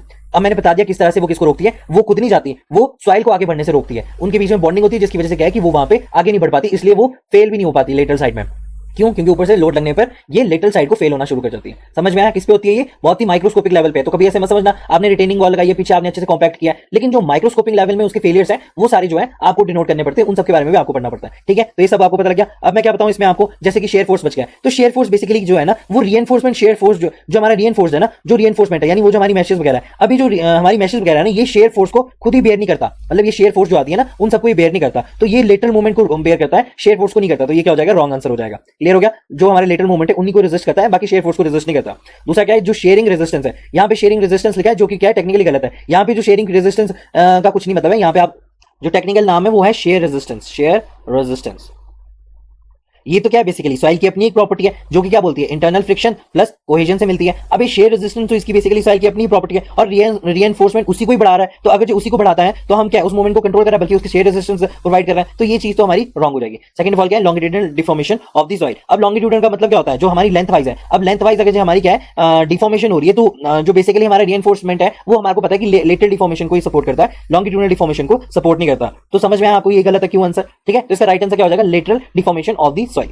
और लॉन्गिट्यूडनल डिफॉर्मेशन क्यों नहीं होता है? क्योंकि जब हम बात करते हैं सॉइल की, तो सॉइल में जो है ग्रेविटी के अंडर जो है नीचे गिरना जो है उसके लिए स्टेबल पाथ है। क्या है वो? स्टेबल पाथ है। तो स्टेबल पाथ है तो इसलिए क्या है, वहां पे वो फेल नहीं होती है। लेकिन जो इसकी साइड में अगर आपने कोई रिटेनिंग वॉल साइड में नहीं लगाई है तो अदरवाइज क्या है, वो लेटरल सपोर्ट तो देगी प्रोवाइड उसको, लेकिन वहां पे भी माइक्रोस्कोपिक लेवल पे वो एक लेटरल डिफॉर्मेशन आपको शो करती है। तो वर्टिकल में तो कोई भी हमारी अनस्टेबिलिटी पाथ नहीं है, लेकिन साइड में जो भी हमारे क्या है, साइड में हमारा कोई भी नेचुरल कन्फाइनमेंट नहीं है, इस वजह से लेटरल डिफॉर्मेशन जो है वहां पे ज्यादा पॉसिबिलिटी होती है। That is why vertical side में कोई भी हमारी डिफॉर्मेशन नहीं हो रही है, उसको कोई रेजिस्ट नहीं कर रहा है। सिर्फ और सिर्फ जो हम ये लगाते हैं वो बेसिकली क्या लगाते हैं, हॉरिजॉन्टल लगाते हैं। तो हॉरिजॉन्टल इसीलिए लगाते हैं ताकि शेयर रेजिस्टेंस मिल सके, पुल आउट रेजिस्टेंस हमें मिल सके। वो चीज मैंने आपको क्लियर कर दी। तो समझ में आया आपको पूरा क्वेश्चन क्या था, किससे रिलेटेड था और क्यों पूछा गया था ये बेसिकली। ये आपके कॉन्सेप्ट क्लियर करना चाहता था, पूछना चाहता था कि आपको पता भी है कि अगर जो हमारी जो हमने लगाई है इसमें जियोग्रिड्स लगाए हैं, ये क्या हेल्प करते हैं सॉइल को, लॉन्गिट्यूडनल लेटरल के बारे में। तो यहाँ पे आपको इंपॉर्टेंट है इस क्वेश्चन में। तो इसका राइट आंसर क्या हो जाएगा? तो इसका राइट आंसर क्या हो जाएगा यहाँ पे? इसका राइट आंसर हो जाएगा हमारा lateral deformation of the soil. अब आपने ये सब पढ़ लिया, आपको पता लग गया, तो क्या क्या पूछ सकता है वो फ्यूचर में आपसे, जैसे कि अर्थ प्रेशर के बारे में यहाँ पे था, तो अर्थ प्रेशर के बारे में आपसे पूछ सकता है। सेकंड ऑफ ऑल क्या पूछ सकता है, जो भी हमारी बेसिक एप्लीकेशन है किसकी, रीइंफोर्समेंट अर्थ स्ट्रक्चर की, तो वो हमसे पूछ सकता है। सेकंड ऑफ ऑल थर्ड क्या पूछ सकता है, हमको रिटेनिंग वॉल के बारे में पूछ सकता है वो, तो जितने भी टाइप से रिटेनिंग वॉल के वो आपको पढ़ने हैं। फोर्थ वन क्या हो सकता है, जितने भी हमारे फेलियर है, फेलियर हमारे किसमें है, failure in the retaining structure, जितने भी हमारे failure in the retaining structure, जैसे कि सॉइल में क्या होता है, सॉइल में हॉरिजॉन्टल से 30 टू 40 एंगल जो है वहां पे ही हमारा क्या होता है, फेलियर होता है। तो ये चीज आपको अगर पता होगी तभी आप क्या कर सकते हैं। अभी यूपीएससी ने उस रिलेटेड उसने उतने डीप नहीं पूछे उसने क्वेश्चन, लेकिन कॉन्सेप्चुअल क्लैरिटी के लिए आपसे ऐसे क्वेश्चन पूछ गया है। अगर ऐसे पूछने लग जाएगा तो फिर अगर जिन्होंने कॉन्सेप्ट क्लियर किया होगा उन्हीं के पता होगा कि कहां पे फेलियर होता है। क्लियर हो गया? आप क्या पढ़ सकते हो, शेयर रेजिस्टेंस के बारे में पढ़ सकते हो, शेयर रेजिस्टेंस, और या फिर pull out resistance, pull out resistance के बारे में पूछ सकते हो। ठीक है, लॉन्गिट्यूडनल और लेटरल की वजह से, लेटरल वर्सेस द लॉन्गिट्यूडनल आपकी डिफॉर्मेशन है, उनके बारे में पूछ सकता है आपसे। और क्या पूछ सकता है हमारे से, और पूछ सकता है slow stability of the slope पूछ सकता है, स्टेबिलिटी ऑफ द स्लोप। तो ये कुछ पॉइंट्स है जहां से कि आप अच्छे से पढ़ना, अगर ये क्वेश्चन आए आपको तो इनको अच्छे से टैकल करना है। क्लियर हो गया? अब नेक्स्ट क्वेश्चन में बढ़ते हैं, ये वाला क्वेश्चन तो आपको क्लियर ही हो गया होगा। ठीक है, नेक्स्ट क्वेश्चन क्या है, नेक्स्ट क्वेश्चन क्या है, example of a reinforced earth wall. क्या होता है रीइंफोर्स्ड अर्थ वॉल, ये चीज मैंने आपको बताई। आप रीइंफोर्स्ड अर्थ वॉल बोल लो या फिर क्या बोलो, इसको एमएससी बोल लो। एमएससी मतलब जो मैकेनिकली स्टेबलाइज्ड है, मैकेनिकली स्टेबलाइज्ड है, स्टेबलाइज्ड अर्थ। तो एक तो क्या बोलते हैं इसको, रीइंफोर्स्ड अर्थ वॉल बोल सकते हैं, या फिर बोलते हैं मैकेनिकली स्टेबलाइज्ड अर्थ बोलते हैं। क्लियर हो गया? अच्छा, ये बेसिकली होती क्या है, यहाँ पे आप क्या कहते हैं, जो भी हमारा अर्थ प्रेशर है उसको रेजिस्ट करने के लिए इसको प्रोवाइड की जाती है। जो भी हमारा अर्थ प्रेशर, चाहे वो क्या हो, चाहे वो एक्टिव हो चाहे वो पैसिव हो, इन दोनों को अगर रेजिस्ट करना है तो अर्थ वॉल जो है हमारी बनाई जाती है। क्या करते हैं अर्थ वॉल में, हम सबसे पहले लेयर वाइज बिछाते हैं और साथ में डालते हैं रीइंफोर्स। अब वो रीइंफोर्स का एग्जांपल क्या है, या तो वो जियोग्रिड होगा या फिर वो मेटल स्ट्रिप्स होगी, इन सबको प्रोवाइड करके, ताकि जो सॉइल है उसमें जो हमारा लेटरल डिफॉर्मेशन है उसको रोका जा सके, लेटरल डिफॉर्मेशन को रोका जा सके। क्लियर हो गया? इतनी चीज तो आपको पता ही है। अब इसमें लगता है एक फेसिंग पैनल, लगता है कि नहीं, जो सामने होता है, अगर आप यहां से खड़े हो तो आपको इसके पीछे की सॉइल जो है वो विजिबल नहीं है, लेकिन जो फेसिंग पैनल है वो आपको विजिबल होगा। तो ये फेसिंग पैनल बेसिकली क्या कर रहा है, ये बेसिकली सपोर्ट दे रहा है जो हमारे पीछे की सॉइल है। तो ये चीज जो है रीइंफोर्समेंट या फिर मैकेनिकली स्टेबलाइज अर्थ में होती है। तो ये चीज आपको क्लियर होगी कि रीइंफोर्स अर्थ वॉल क्या होती है। अब ये पूछ रहा है कि इसके एग्जांपल कौन कौन से है ना, ये क्या पूछ रहा है, इसके एग्जांपल कौन कौन से, इसको मैं मिटा देता हूं। तो इसके अगर मुझे एग्जांपल ढूंढने हैं तो एग्जांपल क्या क्या होंगे, सबसे पहले देखते हैं कौन सा है। देखो यहाँ पे क्या लिखा है, facing panel with wire mesh reinforcement. अब ये वाला क्या है, बेसिकली ये है ना, ये ट्रू एग्जांपल है किसका, ये रीइंफोर्स अर्थ का ना ट्रू एग्जांपल है। क्यों? इसमें क्या हो रहा है, वायर मैश की फेसिंग बनाई जाती है, जो भी हमारी सॉइल है, दिस इज द सॉइल। यहाँ पे क्या कर रहे हैं हम, वायर मैश की फेसिंग बना रहे हैं। क्या करें, वायर मैश की फेसिंग बना रहे हैं, जो कि क्या है, basically it is a flexible in the nature. और बैकफिल के अंदर भी क्या कर रहे हैं हम, हॉरिजॉन्टल में इसके लगा रहे हैं क्या, जैसे यहाँ पे मैं इसको डिफरेंट कलर से बताता हूं, तो ये हॉरिजॉन्टल में भी हम क्या लगा रहे हैं यहाँ पे, हम यहाँ पे लगा रहे हैं जो इसकी लेटरल मूवमेंट को रोके वो कौन है, दैट इज द जियोग्रिड्स। तो जियोग्रिड्स इसके बैक में भी लग रहे हैं और इसके फ्रंट में भी क्या लग रहे हैं, इसकी वायर मैश लग रही है। ठीक है, ये हो गया, ये हो गया। तो यहाँ पे क्या बोल रहे हैं, फेसिंग पैनल जो कि क्या है, वायर मैश का बना है, वायर मैश रीइंफोर्स का बना है। क्या वो एग्जांपल है हमारा रीइंफोर्स अर्थ वॉल का? Yes, it is a true example of a facing panel with a wire mesh reinforcement, is a true example of a reinforce earth wall. समझ में आया? ठीक है, इसमें क्या करते हैं, बैकफिल के अंदर भी क्या करते हैं, इसमें हम रीइंफोर्स डालते हैं जियोग्रिड। तो यहाँ पे फ्रंट में भी हो गया, लेटर यहाँ पे भी हो गया, तो ये लेटर मूवमेंट को रोकेगा, ये इसकी बाहर के मूवमेंट को रोकेगा। तो ये जो चीज है ये बहुत छोटे छोटे होते हैं, ताकि क्या यहाँ से सॉइल जो है बाहर ना निकल सके। तो ये क्या इसका बिल्कुल राइट आंसर है, आप इसको बोल सकते हैं कि it is the correct answer. तो ये चीज आपको पता है, कॉमनली आपने देखा होगा जो भी हमारे फ्लाईओवर होते हैं या फिर जो हमारे एम्बैकमेंट होते हैं या अबैकमेंट होते हैं, उन सब में ये यूज होता है। अब बाकी देखते हैं कि बाकी गलत क्यों है। जैसे कि हमारे पास कौन सा है क्वेश्चन, जैसे कि ये है। ठीक है, तो क्या हो गया, ये गलत हो गया। क्यों हो गया, hollow panel with tie back anchored. अब ये जो एग्जांपल है ना, ये है एंकर्ड वॉल का, it is an example of an anchored wall, it is not an example of a reinforced earth wall. तो ये क्या हो जाएगा हमारा, डेफिनेटली रॉन्ग आंसर हो जाएगा। सेकंड ऑफ ऑल क्या है, जब हम बात करते हैं अनएंकर्ड गेबिन वॉल की, तो बेसिकली ये क्या है, ये एक तरह का ग्रेविटी रिटेनिंग वॉल है, it's a gravity retaining wall. ठीक है, तो ये क्या बेसिकली ग्रेविटी रिटेनिंग वॉल है, it is not example of a reinforced earth wall. ये क्या है, रीइंफोर्स्ड अर्थ वॉल है जिसमें सॉइल भी इंक्लूडेड है, लेकिन ये क्या है, अनएंकर्ड गेबिन वॉल है, basically it is a gravity retaining wall, it is not an example of a reinforced earth wall. तो ये भी क्या हो जाएगा हमारा, गलत हो जाएगा, क्योंकि जो भी हमारा गेबिन वॉल होता है ना, इसके अंदर हम डालते हैं पत्थर। क्या डालते हैं, पत्थर डालते हैं। और पत्थर से क्या करते हैं हम, पत्थर से क्या करते हैं, इसको सपोर्ट प्रोवाइड कराते हैं, इसमें रीइंफोर्समेंट का कहीं इस्तेमाल नहीं होता है, तो इसलिए भी ये गलत हो सकता है। ठीक है, सेकंड ऑफ ऑल क्या है हमारा, पॉलीमर फाइबर रीइंफोर्स्ड कंक्रीट। क्या है ये, polymer fibre reinforced concrete, PFRC wall. अभी बेसिकली जो है ना, ये कंस्ट्रक्शन मटेरियल है, it is a construction material, ये कोई भी वॉल का टाइप नहीं है, तो ये आंसर भी क्या हो जाएगा, गलत हो जाएगा। तो आपको जब ये पता लग गया कि ये सब जो गलत है बाकी सब सही है, तो आप बोल सकते हैं कि हमारा इसका राइट आंसर क्या है, दिस, क्योंकि ये सब इसके एग्जांपल नहीं है। ये एंकर का है, ये हमारा ग्रेविटी रिटेनिंग वॉल का है, पीएफआरसी जो है basically it is a construction material, ये किसी रिटेनिंग वॉल का एग्जांपल नहीं है। तो आप क्या बोल सकते हैं, इसका राइट आंसर क्या होगा, फेसिंग पैनल जिसमें की वायर मैश लगी है, और वायर मैश रीइंफोर्स्ड जो है उसको लेटरल प्रोवाइड करा रही है मूवमेंट को स्टॉप करने के लिए। तो राइट आंसर क्या हो जाएगा इसका, the facing panel with the wire mesh will be the right answer.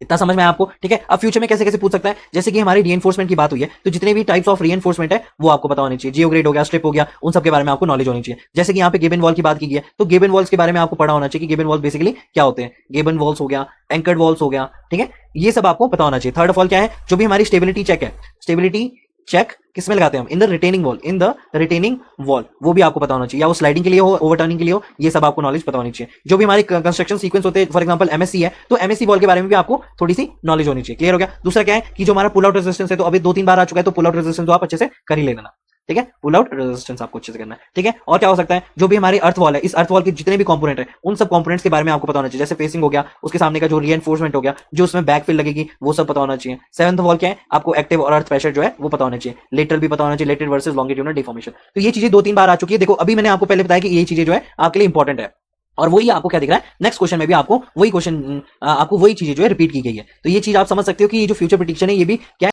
Next question क्या है, to keep the surveying instrument in fit condition, so the instrument should be removed from and placed quickly in a box. The tripod legs should be set too close to each other and should be planted firmly on the ground. When the magnetic needle of the instrument is in use, it should be raised off the pivot. ठीक है, ये भी गलत है। दूसरा क्या है, the objective and the eyepiece lens should not be touched with the fingers। बिल्कुल सही, ये सही है। बाकी सब क्या है, गलत है। इसका राइट आंसर क्या हो जाएगा, डी इसका राइट आंसर हो जाएगा। क्यों, देखो जब हम किसी बात करते हैं थियोडोलाइट की बात करते हैं, जब हम किसकी बात करते हैं, थियोडोलाइट की बात करते हैं, या फिर क्या, कंपास लेवलिंग की, कंपास लेवलिंग की, तो जब ये दोनों इंस्ट्रूमेंट की हम बात कर रहे हैं ना, ये बहुत ही ज्यादा क्या होते हैं, डेलिकेट होते हैं। अगर जब हम इनको डेलिकेट, ठीक है, these are delicate in the nature, और बहुत ज्यादा क्या होते हैं, सेंसिटिव भी होते हैं।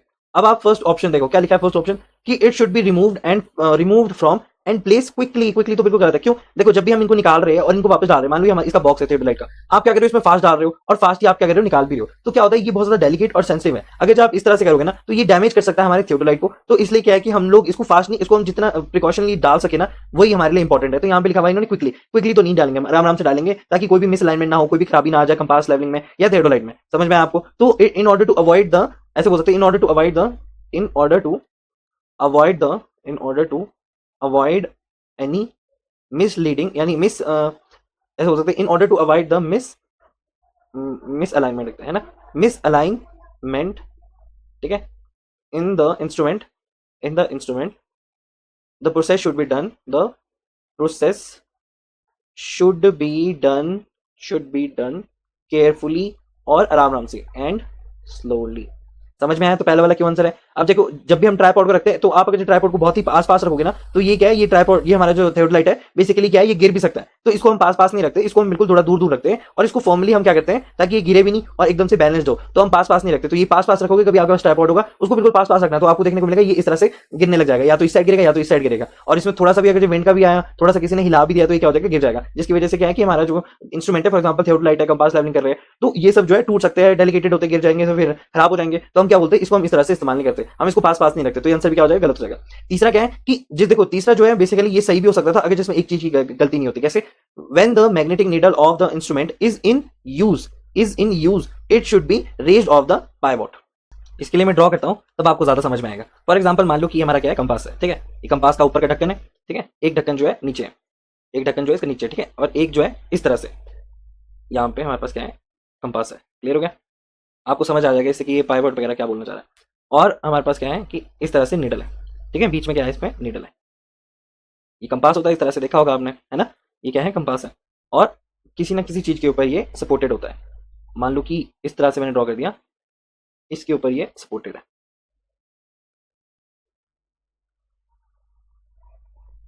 इसके ऊपर क्या है, ये हमारी नीडल सपोर्टेड है। अब बेसिकली क्या है, जो ये ऊपर वाली it is a magnetic needle, ये जो है ये क्या, it is a magnetic needle, magnetic leader. और यहाँ पे क्या होता है, आई पीस होता है, इसके आगे क्या होता है, यहाँ पे होता है, इसको बोलते हैं हम क्या, I E P I E C E, eyepiece lens होगा। और यहाँ पे आगे क्या होगा, it is known as the objective lens, objective lens, ठीक है। तो इस तरह से क्या है हमारे पास, ये एक हमारे पास क्या है, कंपास है, और ये क्या है जिसके ऊपर हमारी नीडल है, that is known as the pivot point.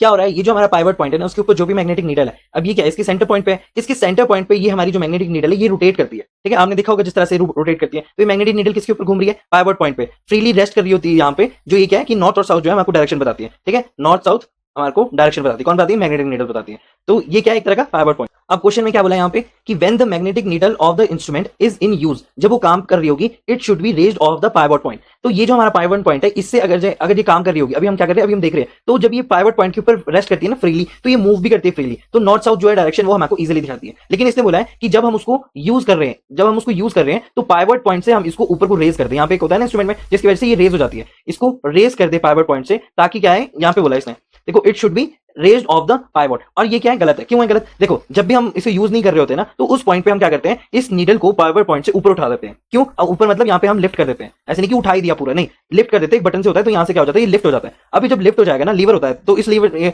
अगर जब हमको इसको ऊपर करना है, ऊपर करके फायदा क्या होगा इसका, जो भी हमारा पाइवोट है ना, उस पाइवोट को हम डैमेज करने से बचाते हैं। कैसे, जैसे कि नीडल है, नीडल जब हमारा यूज नहीं हो रहा होगा तो अननेसेसरी हिलेगा। अब जब वो अननेसेसरी हिलेगा तो हमारा क्या होगा, वहां पे फ्रिक्शन की वजह से वो घिसने लग जाएगा, क्या, पाइवोट पॉइंट। तो पाइवोट पॉइंट जो है वहां पे सेंट्रल पॉइंट होता है ना, जो जिसके ऊपर नीडल हमारी रहती है, तो वो सेंट्रल पॉइंट जो है बेसिकली क्या होने लग जाएगा, अननेसेसरी फ्रिक्शन के कारण घिसने लग जाएगा। तो इस वजह से क्या है, उससे बचने के लिए हम इसे लिफ्ट कर देते हैं जब भी हम उसे यूज नहीं कर रहे होते, when not in use, when not using.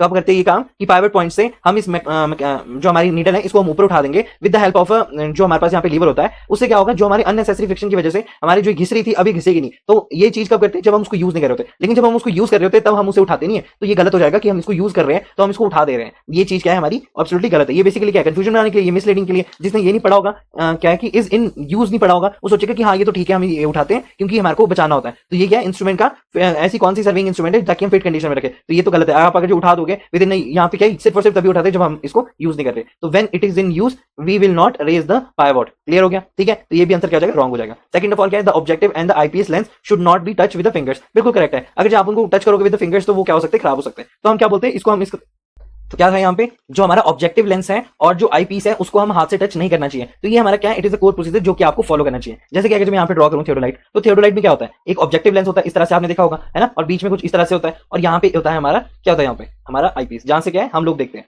ठीक है। तो ये क्या हो गया, हमारा आई पीस हो गया, it is known as eyepiece, ठीक है। और ये क्या है हमारा, that is the objective lens, objective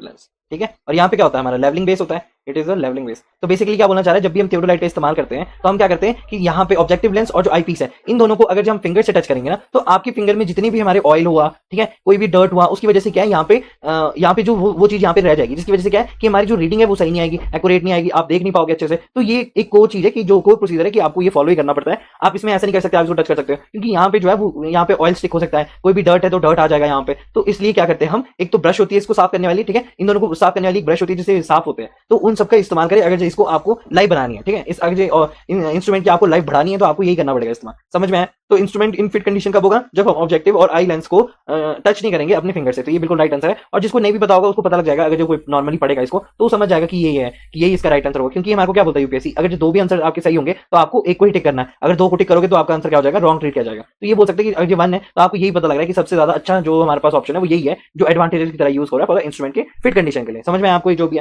है? इसमें तो कोई प्रॉब्लम नहीं है, इतना समझ में आया, ठीक है। तो फ्यूचर में कौन कौन से क्वेश्चन वो पूछ सकता है हमसे, ये भी जानना है, हमारे लिए इंपॉर्टेंट है, ठीक है। तो यहाँ पे इसको मैं डिलीट कर देता हूँ।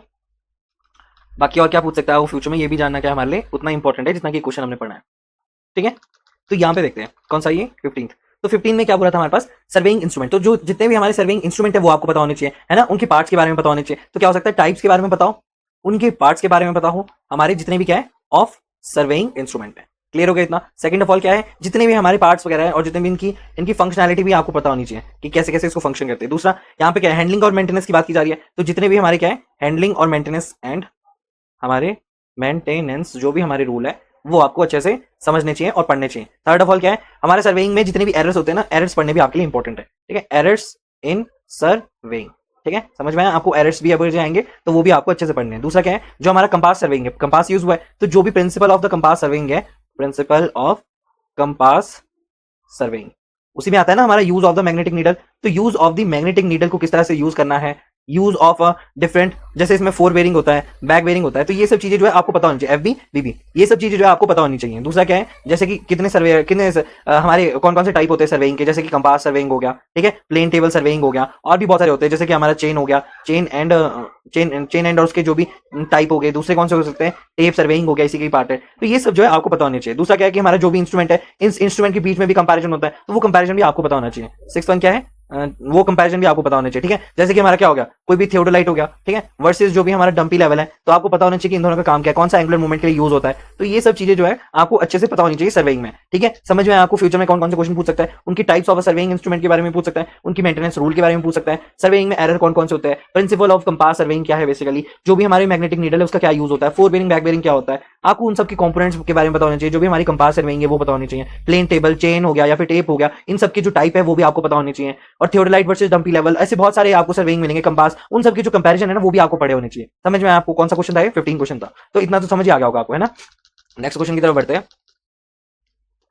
नेक्स्ट क्या है हमारे पास, क्वेश्चन नंबर 16 कि which of the following data is not required for the designing of the weir और अ बैराज। आपको सबसे पहले ध्यान में क्या रखना है, आपको ध्यान में सबसे पहले ये रखना है कि जब भी हम कोई भी वेयर या फिर कोई भी बैराज को हम डिजाइन करते हैं ना, बैराज को डिजाइन करते हैं, तो उस डिजाइनिंग में आपको क्या क्या इंपॉर्टेंट होता है। सबसे पहला होता है आपका हाई फ्लड लेवल, ठीक है, हाई फ्लड लेवल को किससे रिप्रेजेंट करते हैं, एचएफएल से। दूसरा क्या होता है हमारा मैक्सिमम फ्लड जो भी उसका डिस्चार्ज आएगा, यानी क्यू मैक्स भी इंपॉर्टेंट होता है। थर्ड ऑफ ऑल क्या हो गया, जो हमारा रिवर क्रॉस सेक्शनल एरिया है, क्रॉस सेक्शन है, ठीक है, क्रॉस सेक्शन एरिया नहीं, क्रॉस सेक्शन एट साइड जो है वो भी हमारे लिए क्या होता है, इंपॉर्टेंट होता है। फोर्थ वन क्या होता है, जो भी हमारा स्कार है उस स्कार की जो भी डेप्थ होती है वो हमारे लिए इंपॉर्टेंट होती है। फिफ्थ क्या होता है, जो भी हमारे सेडिमेंट्स कलेक्ट होते हैं उन सेडिमेंट का जो भी लोड होता है, ठीक है, सिल्ट फैक्टर बोलते हैं उसे, सिल्ट फैक्टर, और भी होते हैं एक्सेट्रा, वो हमारे लिए क्या होते हैं, इंपॉर्टेंट होते हैं। सिक्स वन क्या हो गया, जो भी हमारी सब सरफेस की लेयर है, सब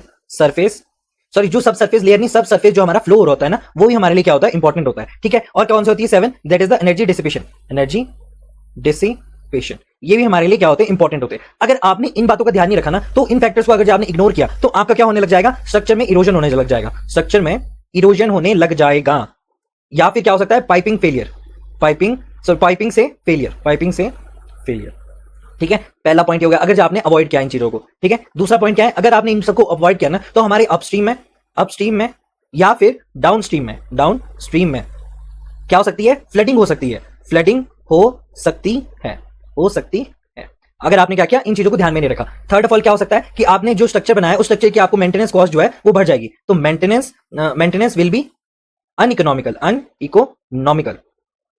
ठीक है। और क्या हो सकता है, बढ़ जाएगी। दूसरा क्या हो सकता है, वर्स्ट केस सिनेरियो में फोर्थ हो सकता है कैटास्ट्रोफिक कोलैप्स भी आपको देखने को मिल सकता है। तो ये इंपॉर्टेंट पॉइंट है, और आपको ये जानना इंपॉर्टेंट है कि वेयर और बैराज में जब हम देखते हैं तो आपको हाई फ्लड लेवल भी इंपॉर्टेंट होता है, मैक्सिमम फ्लड यानी क्यू मैक्स जो है वो भी इंपॉर्टेंट होता है, river cross section at a site वो भी इंपॉर्टेंट है, जो हमारी स्कार है उस स्कार की डेप्थ भी आपको पता होनी चाहिए, सेडिमेंट का लोड पता होना चाहिए, जैसे कि सिल्ट फैक्टर हो गया, सब सरफेस का जो भी फ्लो है वो भी पता होना चाहिए, एनर्जी को डिसिपेट करना भी होना चाहिए। अगर इन सबको ध्यान नहीं दिया तो स्ट्रक्चर में इरोजन हो सकता है, या पाइप फेलियर से हमारा जो है पाइप से फेलियर हो सकता है, पाइपिंग होती है ना एक तरह की, अपस्ट्रीम और डाउनस्ट्रीम में फ्लड हो सकता है, और मेंटेनेंस कॉस्ट जो है वो अनइकोनॉमिकल होगा, और वर्स्ट केस सिनेरियो में कैटास्ट्रोफिक कोलैप्स भी देखने को मिल सकता है। तो यहाँ पे वो इंपॉर्टेंट पॉइंट सारे आपको मैंने बता दिए कि कैसे कैसे आपको ध्यान में रखना है। तो यहाँ पे बोला कि which one of the following data is not required for the designing of the weir और अ बैराज। अब बेसिकली इन क्वेश्चन को देखेंगे तो आप बोलोगे कि सर यहाँ पे तो सब कुछ वैसा लिखा है, जैसे कि high flood level for the river at the weir side important है, maximum flood discharge for the river at the weir side, ये भी क्या है हमारे लिए इंपॉर्टेंट है। अगर जब बोलूं river cross section at the weir side, ये भी हमारे लिए क्या है इंपॉर्टेंट। लेकिन जब हम बात करते हैं किसकी, डिस्चार्ज ऑफ द रिवर की, तो डिस्चार्ज ऑफ द रिवर जो बेसिकली यहाँ पे हमको स्टेटमेंट दिया ना, ये स्टेटमेंट क्या इनकम्प्लीट है। क्यों, हमको ये तो पता है नहीं कि कौन सा डिस्चार्ज है, किस तरह का डिस्चार्ज है, क्या वो बेस फ्लो का डिस्चार्ज है, क्या वो एवरेज डिस्चार्ज की बात कर रहा है ना, ड्राई सीजन में जो हमारा डिस्चार्ज होता है क्या उसकी बात कर रहा है। तो ये अच्छे से हमको क्या है स्टेटमेंट में डिफाइन नहीं है। दूसरा क्या है, डिजाइनिंग के लिए हमें देखना पड़ता है क्या, मैक्सिमम फ्लड डिस्चार्ज, ये देखना पड़ता है। ये चीज मैंने वो दे दी आपको कि जब हम डिजाइन करते हो आपको मैक्सिमम फ्लड डिस्चार्ज जो है यूज होता है वहां पे, तो नॉर्मल ना कि कोई भी नॉर्मल होगा, ना ही कोई हमारा एवरेज होगा। तो अगर ये नॉर्मल भी होता है, एवरेज भी होता है, तब भी हमारे लिए इंपॉर्टेंट नहीं था। क्यों, क्योंकि हम क्या देखते हैं, मैक्सिमम फ्लड डिस्चार्ज देखते हैं, ठीक है। तो ये जो हमारी है ये अननेसेसरी दिया गया डाटा, इसमें डाटा दिया ही नहीं है बेसिकली, और बोला भी डिस्चार्ज ऑफ द रिवर। अब डिस्चार्ज कौन सा ये हमें नहीं क्लियर किया, तो बाकी सब तो बहुत ज्यादा इंपॉर्टेंट है, लेकिन ये क्वेश्चन क्या हो जाएगा यहाँ पे रॉन्ग हो जाएगा। समझ में आपको क्या करना है कि इस क्वेश्चन में डिजाइनिंग किस तरह से करनी है, ये सब जो है आपके लिए इंपॉर्टेंट पॉइंट्स है। और जब भी आप वेराज और बैराज पढ़ोगे तो आपको क्या है ये सारे इंपॉर्टेंट पॉइंट्स ध्यान में रखने होंगे। क्लियर हो गया आपको जो भी मैंने बोला। अब फ्यूचर में इससे रिलेटेड क्वेश्चन कैसे कैसे पूछ सकता है, सबसे पहले फ्यूचर के लिए कौन कौन से पूछ सकते हैं, आपको पहले पढ़ा होना चाहिए आपको जो भी हाइड्रोलिक स्ट्रक्चर्स होते हैं ना, हाइड्रोलिक स्ट्रक्चर्स, उनकी क्या डिजाइन पैरामीटर्स रहते हैं वो सब आपको पता होने चाहिए, ठीक है। तो जब भी आप इसको पढ़ोगे तो इंपॉर्टेंट समझ के उसे पढ़ना है। सेकंड ऑफ ऑल क्या है, जो भी हमारी फ्लड की एस्टिमेशन होती है ना, फ्लड की एस्टिमेशन जो होती है, ठीक है। जैसे कि हम बात करें किसकी, क्यू मैक्स कैलकुलेशन की करनी होती है, या फिर कोई भी हमारे इंपेरिकल मेथड्स है, उन सब के बारे में आपको अच्छे से पढ़ना है, ठीक है, जब भी आपको आएगा। दूसरा क्या है, जो हमारी रिवर्स की हाइड्रोलिक्स होती है, रिवर्स की हाइड्रोलिक्स होती है, ठीक है, जैसे कि उसकी हमारी फ्लो प्रोफाइल क्या रहेगी, उसकी बहुत सारी पैरामीटर्स है, उन सबको आपको पढ़ना पड़ेगा। जो भी डिजाइन पैरामीटर्स है वो सारे आपको क्या है, एक जनरल नॉलेज के हिसाब से आपको पता होनी चाहिए, ठीक है। दूसरा क्या है, जो भी हमारे कैनाल है, इन कैनाल की जो भी हमारे हेडवर्क्स कंपोनेंट्स होते हैं ना, हेडवर्क्स नहीं, इसके हेडवर्क कंपोनेंट तो होनी चाहिए, साथ में ऑल द कंपोनेंट्स भी इंपॉर्टेंट है, ऑल द कंपोनेंट्स भी क्या है, इंपॉर्टेंट है। आपको लग जाएगा पता जब आप इसको पढ़ोगे, ठीक है। फिफ्थ वन क्या हो गया, जो भी हमारी एनर्जी डेसिपेशन होती है, एनर्जी डेसिपेशन, ठीक है। एनर्जी डिसिपेशन जो भी हमारे स्ट्रक्चर्स होते हैं ना, वो सब जो है, जैसे कि स्टेबिलिटी या फिर स्टेबिलिटी रिलेटेड होते हैं, या फिर जो बेसिन्स होते हैं वो सब पता होने चाहिए, और जो हमारे ग्लासेस होते हैं उन सब के बारे में आपको नॉलेज होनी चाहिए, ठीक है। तो क्लियर हो गया आपको 16 में क्या इंपॉर्टेंट है, आपके लिए क्या क्या पढ़ना है। जो भी हमारे हाइड्रोलिक स्ट्रक्चर की डिजाइन पैरामीटर्स होते हैं वो पता होने चाहिए, रिवर हाइड्रोलिक्स होनी चाहिए, कैनाल की हेडवर्क्स होनी चाहिए, उनके जो भी कंपोनेंट्स होते हैं वो आपको पता होने चाहिए। तो ये सब जो है इंपॉर्टेंट है आपके लिए, ठीक है। अब नेक्स्ट में बढ़ते हैं। 17 क्या है हमारे पास, नेक्स्ट क्वेश्चन क्या है, in the case of design of a weir या फिर barrage by providing a higher afflux the water वेग and therefore the length of the weir can be reduce but it will result in, क्या result करेगा। जैसे आपको ना ये example से समझना चाहिए कि मान लो कि आपने क्या कर दिया, एक नदी है, ठीक है, मान लो ये रिवर है। अब इस रिवर से आपने क्या करना है, आपने ये रिवर का पानी जो है यहां पहुंचाना है। तो आपने क्या कर दिया, आप सबसे पहले एक बड़ी लेंथ वाली क्या लो, पाइप ले लो, क्लियर हो गया, और आप एक छोटी लेंथ वाली पाइप ले लो, ठीक है। ये दोनों क्या है, डिफरेंट डिफरेंट एग्जांपल है आपको समझने के लिए कि एफ्लेक्स बढ़ता कैसे। जब हम बात करते हैं इस बड़ी पाइप से, तो देखो यहाँ पे रिवर को जाने के लिए बड़ी ओपनिंग है, ठीक है, तो यहाँ से पानी जो है वो इजीली फ्लो कर सकता है। लेकिन यहाँ पे जो पानी है ना, यहाँ पे पानी फॉर एग्जांपल मान लो कि ये 50 मीटर की है, ठीक है, मान लो कि क्या ये 50 मीटर की हमारी विड्थ है इसकी, क्लियर हो गया, रिवर की जो विड्थ है वो 50 मीटर की है। अब 50 मीटर की जो हमारी विड्थ है उसमें आपने 30 मीटर की क्या दे दी है, एक ओपनिंग दे दी है, तो 20 है, सिर्फ और सिर्फ 20 मीटर जो है आपने उसका कम किया, बाकी 30 मीटर से पानी जो है इजीली यहाँ से फ्लो कर जाएगा। लेकिन दूसरे केस में जो 50 मीटर है, ये दोनों केस है ना, अब 50 मीटर में आपने सिर्फ और सिर्फ 10 मीटर की पाइप दी है, तो आप ये समझ रहे हो कि -40 जो है वो बेसिकली आपने क्या कर दिया, छोटा कर दिया। तो रिवर को जाने के लिए कम जगह है, तो यहाँ पे जो पीछे का पानी है ना वो यहाँ पे क्या हो जाता है, बढ़ जाता है, जिसको हम क्या बोलते हैं, एफ्लेक्स बोलते हैं। एफ्लेक्स मींस टू से कि हमारा जो पीछे का पानी है उस पानी को हमने बढ़ा दिया। क्यों? क्योंकि हमने एक नैरो जो है यहाँ पे पाइप दे दिया। वही चीज यहाँ पे बोल रहा है कि आप लेंथ ऑफ द वियर को रिड्यूस कर सकते हैं, पर इसकी वजह से रिजल्ट क्या होगा। अब जब भी हम वियर ड्रॉ करते हैं ना, तो वियर के बहुत सारे कंपोनेंट होते हैं, जैसे कि एक मार्जिनल बंड होता है, ठीक है, एक होता है हमारा जो हमारी रिवर को गाइड करता है, तो उसको बोलते हैं हम गाइड बैंक। क्या बोलते हैं, it is known as a guide bank, जो पाथ देगा किसको, रिवर को देगा। अब इसने बोला है कि आप जितना ज्यादा नैरो कर सकते हो ना, उतना ज्यादा नैरो करो, ताकि जो वियर की लेंथ है, अब ये लेंथ है ना वियर की, अब इसको भी हम क्या कर सकते हैं, रिड्यूस कर सकते हैं, और जो लेंथ है वियर की वो भी रिड्यूस होगी, दूसरा जो है एरिया भी है वो भी रिड्यूस हो गया। और भी बहुत सारे इसके वो होते हैं, किस तरह से कर सकते हैं, यहाँ पे आप ऑब्स्ट्रक्शन डाल दो, इसको नैरोअर कर दो, ज्यादा इसको नैरोअर कर दो, या फिर आप क्या करो, वियर की हाइट बढ़ा दो। ये तीन चीजों से क्या होता है, हमारा फ्लेक्स जो है बढ़ता है। क्लियर हो गया, ठीक है। अब ये फ्लेक्स बढ़ता है, तो यही चीज बोलना चाह रहा है कि अगर आप ऐसा करोगे तो उससे हमारे को क्या क्या रिजल्ट होंगे उससे। तो सबसे पहला बात क्या है कि increasing the cost of a training work. अब बेसिकली ट्रेनिंग वर्क क्या होता है, उसमें आते हैं गाइड बैंक भी आते हैं, हमारे जो मार्जिनल बंड होते हैं वो भी इसमें आते हैं। अब जब भी आप पानी पीछे यहाँ पे इकट्ठा होगा, तो ज्यादा से ज्यादा प्रेशर कहां लगेगा, हमारे इन मार्जिनल बंड्स में लगेगा, इस गाइड बैंक्स पे लगेगा, और हमारा पानी जो है वो बाहर की तरफ को जाने को तैयार हो जाएगा, क्योंकि यहाँ पे ज्यादा एरिया ना। अब इसको दूसरा रास्ता चाहिए जाने के लिए, यहाँ पे तो छोटा रास्ता कर दिया आपने, तो जब छोटा रास्ता आपने कर दिया तो यहाँ पे जितने भी स्ट्रक्चर होंगे उन सबको डैमेज हो सकता है। तो आपको क्या करना पड़ेगा, जो भी मार्जिनल बंड है उनकी आपको हाइट बढ़ानी पड़ेगी। सिमिलरली आपको क्या है, जो गाइड बैंक है वो भी आपको स्ट्रॉन्ग बनाने पड़ेंगे। क्यों? क्योंकि ज्यादा प्रेशर लग रहा है पानी का। पहले मान लो कि थोड़ा सा प्रेशर लग रहा था पानी का, अब बहुत बड़ा हो गया तो उसका ज्यादा प्रेशर लगेगा। होता है कि नहीं, पानी का भी अपना प्रेशर होता है। तो यही चीज बोल रहा है कि अगर आप ऐसा करोगे तो क्या क्या उसमें होगा। देखो सबसे पहली बात, अगर आप वियर या फिर कोई छोटा सा डैम अगर बना रहे हो, ठीक है, जैसे आपने वियर या फिर डैम बना दिया, तो सबसे पहली बात क्या है, आप इसकी लेंथ डिक्रीज कर रहे हो। अब लेंथ डिक्रीज कर रहे हो तो वियर की जो भी हमारी कॉस्टिंग होगी वो क्या रहेगी, थोड़ी सी कम हो जाएगी। लेकिन आपकी कॉस्टिंग कहां बढ़ेगी, जब आप मार्जिनल बंड्स बनाओगे और जब आप इसकी गाइड बैंक्स बनाओगे, उसमें आपकी कॉस्ट जो है वो इनक्रेडिबली हाई बढ़ जाएगी। क्यों? क्योंकि प्रेशर जो है अब वो बहुत ज्यादा होने लगा है। अब आपको ये स्ट्रक्चर भी बचाने हैं और ये वाले स्ट्रक्चर भी बचाने हैं। यहाँ पे कोई फार्म हो सकता है, सॉरी फार्म नहीं, कोई भी विलेज का कोई भी खेत हो गया, तो उन सबको जो है वो एक डैमेज हो सकता है, यानी अपस्ट्रीम साइड में फ्लडिंग के चांसेस जो है वो यहाँ पे बढ़ जाएंगे। अब आपको उसको बचाना है, नहीं तो बोलेंगे गांव वाले कैसा वियर बना दिया भाई, यहाँ पे तो हमारा स्ट्रक्चर ही खराब हो गया, हमारी खेती खराब होगी। तो इस वजह से क्या है कि ये बोलना चाह रहा है कि कॉस्ट जो है वो बढ़ जाती है। तो ये चीज बिल्कुल करेक्ट है कि increasing the cost of a training work. Training work में कौन कौन आता है, गाइड बैंक आते हैं, मार्जिनल बंड्स आते हैं। तो ये जो है बिल्कुल करेक्ट आंसर है। क्यों? क्योंकि आपको उस प्रेशर को भी तो बचाना है, उस प्रेशर से भी तो आपको खेत वगैरह बचाने। तो ये क्या हो जाएगा, बिल्कुल राइट आंसर हो जाएगा। दूसरा क्या है, reducing the risk of a failure by overflanking. अब ये चीज जो है आप अच्छे से समझ सकते हो। क्या बोला इसने कि जब हम बात कर रहे हैं क्या, अगर जो हम इसकी वियर को, यानी जो इसका एरिया, ठीक है, इसको मैं यहाँ पे मिटा देता हूँ, फिर मैं अच्छे से बताता हूँ आपको कि क्या बोलना चाह रहा है। यहाँ पे ये बोलना चाह रहा है कि जैसे कि आपने यहाँ पे देखा कि reducing the risk of a failure of a overflanking. Basically ये क्या है, गलत है। क्यों? जब भी आप पीछे का एरिया बढ़ा दोगे तो बेसिकली क्या होगा, जो भी हमारा ओवरफ्लैंकिंग है उसका रिस्क जो है वो बढ़ता है, ना कि घटता है। तो वो क्या है, रिस्क बढ़ जाएगा। ओवरफ्लैंकिंग मतलब ये पानी जो है इस साइड को जा रहा है, तो ये अरे परे पानी जब जाएगा तो रिस्क बढ़ेगा। तो ये चीज क्या है, बिल्कुल गलत होगी, क्योंकि जो पानी है उसका अल्टरनेटिव पाथ जो है वो ढूंढेगा हमेशा ही हमेशा। क्यों? क्योंकि आपने छोटा सा पाथ यहाँ पे दे दिया, अब उसको कहीं ना कहीं तो जाना है ना पानी को, इस वाले पानी को भी तो जाना है। तो जब ये वाला पानी यहाँ से जा रहा होगा, पीछे वाला एरिया आपका बढ़ चुका है, यानी आपने फ्लेक्स जो है वहां पे बढ़ा दिया है, लेकिन risk of overflanking will be increase. तो ये क्या हो गया, गलत हो गया। समझ हो गया, रिड्यूस द स्कोर। अब बेसिकली क्या है कि ज्यादा फ्लेक्स का मतलब होता है ज्यादा एनर्जी। यहाँ पे जितना पानी उसके पास, अब मान लो छोटा सा पानी है, अब इसके पास एनर्जी कम होगी, लेकिन जो ये ज्यादा फ्लेक्स आपने बढ़ा दिया, यानी उसका जो एरिया है वो पीछे का एरिया आपने बहुत बढ़ा दिया, तो इसके पास जो एनर्जी है वो ज्यादा है। तो ज्यादा एनर्जी की वजह से हमारी जो स्कोरिंग की प्रॉब्लम है डाउन स्ट्रीम में, यानी इरोजन जो है वो बेसिकली क्या हो जाएगा, बढ़ जाएगा। क्यों? यहाँ पे जो एनर्जी है वो ज्यादा है, यहाँ पे एनर्जी क्या है, ज्यादा है एज कंपेयर टू दिस। मान लो कि आपने एक पाइप लिया है ना, और पाइप का एरिया जो है पीछे जो आपने क्या कर दिया, छोटी सी पाइप ली और पीछे का जो एरिया वो ज्यादा है, तो यहाँ से जो पानी निकलेगा ना वो बहुत ज्यादा प्रेशर में निकलेगा, तो जो डाउन स्ट्रीम है उसकी इरोजन यानी स्कॉर का इरोजन जो है रिड्यूसिंग द स्कॉर, ये बिल्कुल ही गलत है। नीचे जो हमारा डाउन स्ट्रीम है उसमें स्कॉर के रिस्क जो है वो बढ़ जाता है, तो ये बिल्कुल ही गलत हो जाएगा। दूसरा क्या है, रिड्यूसिंग द डिस्चार्ज इंटेंसिटी। जो डिस्चार्ज इंटेंसिटी है ना, इंटेंसिटी का जो भी डायरेक्ट कनेक्शन है वो ना हमारा एफएक्स से नहीं होता है, तो ये ऑप्शन जो है मिसलीडिंग के लिए, इसलिए ये गलत हो जाएगा। तो आपको राइट आंसर पता लग गया क्या बोला मैंने कि किस तरह से एफएक्स बढ़ता है, गाइड बैंक्स क्या हेल्प करती है, ट्रेनिंग वर्क आपको कॉस्टिंग इंक्रीज कर देती है। और जब हम इसकी बात करते हैं तो आपको क्या करना पड़ेगा, इसमें से इंपॉर्टेंट पॉइंट्स जो है वो ध्यान में रखने पड़ेंगे कि जब आप इस तरह से आप एफएक्स बढ़ाओगे तो क्या होगा। ठीक है, ये आपको पता भी होना चाहिए कि एफएक्स बेसिकली है क्या, अदरवाइज आप इसको कुछ और ही समझ बैठोगे। ठीक है, तो ये चीज जो है बिल्कुल ही सही है कि हमारा जो रिड्यूस होता है, क्या रिड्यूस होता है हमारा, रिड्यूस कुछ नहीं होता हमारा, सबसे पहले इंक्रीज होते हैं रिस्क भी, ट्रेनिंग वर्क की कॉस्टिंग है वो भी बढ़ जाएगी और बाकी चीजें भी है वो बढ़ जाएगी। क्लियर हो गया, कहां से आता है ये, इरिगेशन इंजीनियरिंग और हाइड्रोलिक स्ट्रक्चर बोल सकते हैं। ठीक है, टॉपिक क्या था इसका, वियर और बेराज की जो डिजाइनिंग है ना उससे रिलेटेड टॉपिक था। तो आपको कौन कौन से टेक्निकल टर्म्स पता होनी चाहिए, सबसे पहली बात तो एफ्लेक्स।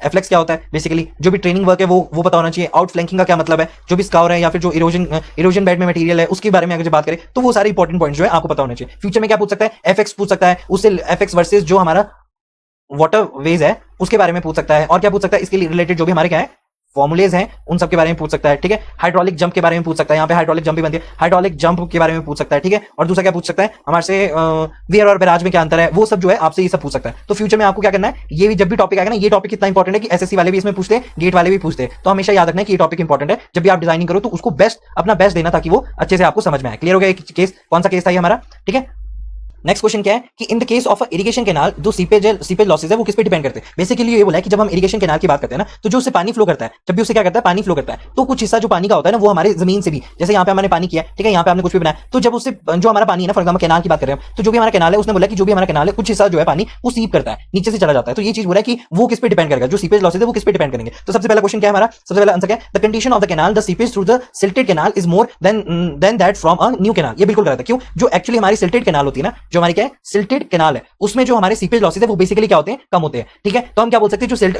जैसे कि हम बोले सिल्ट, अब सिल्ट ने क्या किया, जो हमारा सिल्ट है वो क्या है हमारे कैनाल के बॉटम में, अब सिल्ट की वजह से क्या है कि थोड़ा सा जो हमारा ये बॉटम है ये क्या हो गया, इम्पर्मेबल हो गया, यानी पानी को नीचे जाने के लिए थोड़ी सी कम जगह बची है। तो सिल्ट जो है वो हेल्प करता है हमारे सीपेज लॉसेज को डिक्रीज करने में। लेकिन यहाँ पे क्या बोला है, जो कंडीशन है of the canal the seepage through a silted canal is more, यही गलत है than from the new canal. ये क्या है, बिल्कुल गलत है। जो हमारी न्यू कैनाल होगी, अब न्यू कैनाल जो हमारी बनी होगी वो बेसिकली अगर हमारी न्यू कैनाल होगी तो इसमें क्या होगा, जो हमारी लाइनिंग होगी, यहाँ पे लाइनिंग लगती है ना, अगर जो यहाँ पे हमारी लाइनिंग होगी तो ये लाइनिंग जो है ज्यादा सीपेज को अलाउ करती है। क्यों, क्योंकि वो ज्यादा पोरस होती है, उस टाइम पे ज्यादा क्या होती है, पोरस होती है, और इस वजह से ज्यादा पोरस होगी तो इस वजह से क्या है, जो हमारा पानी वो ज्यादा सीप करेगा। और यहाँ पे क्या बोला है, जो हमारा लाइन जो हमारा क्या है, the seepage through the silted canal जो है वो ज्यादा है, गलत है। न्यू कैनाल में ज्यादा होती है एज कंपेयर टू सिल्टेड में। तो आपका राइट आंसर क्या हो जाएगा, ये तो हमारा राइट आंसर नहीं होगा। क्लियर हो गया कि सिल्टेड कैनाल क्या फर्क पड़ती है, अगर जो नीचे सिल्ट होगी तो क्या होगा, हमारी जो सॉइल है, हमारी जो कैनाल का बॉटम है वो ज्यादा क्या होगा, इम्पर्मेबल होगा, तो पानी जो है नीचे सीप थ्रू नहीं कर सकता। ये क्या हो जाएगा, गलत हो जाएगा। ऑप्शन 2 क्या है, the amount of a silt carried by the new canal the less the soil less the silt lesser are the losses. Basically क्या है, ये पार्शियली ट्रू है, लेकिन जो मेन फैक्टर है ना वो नहीं है ये। मतलब अगर जो हम सिल्ट की बात करें, ठीक है,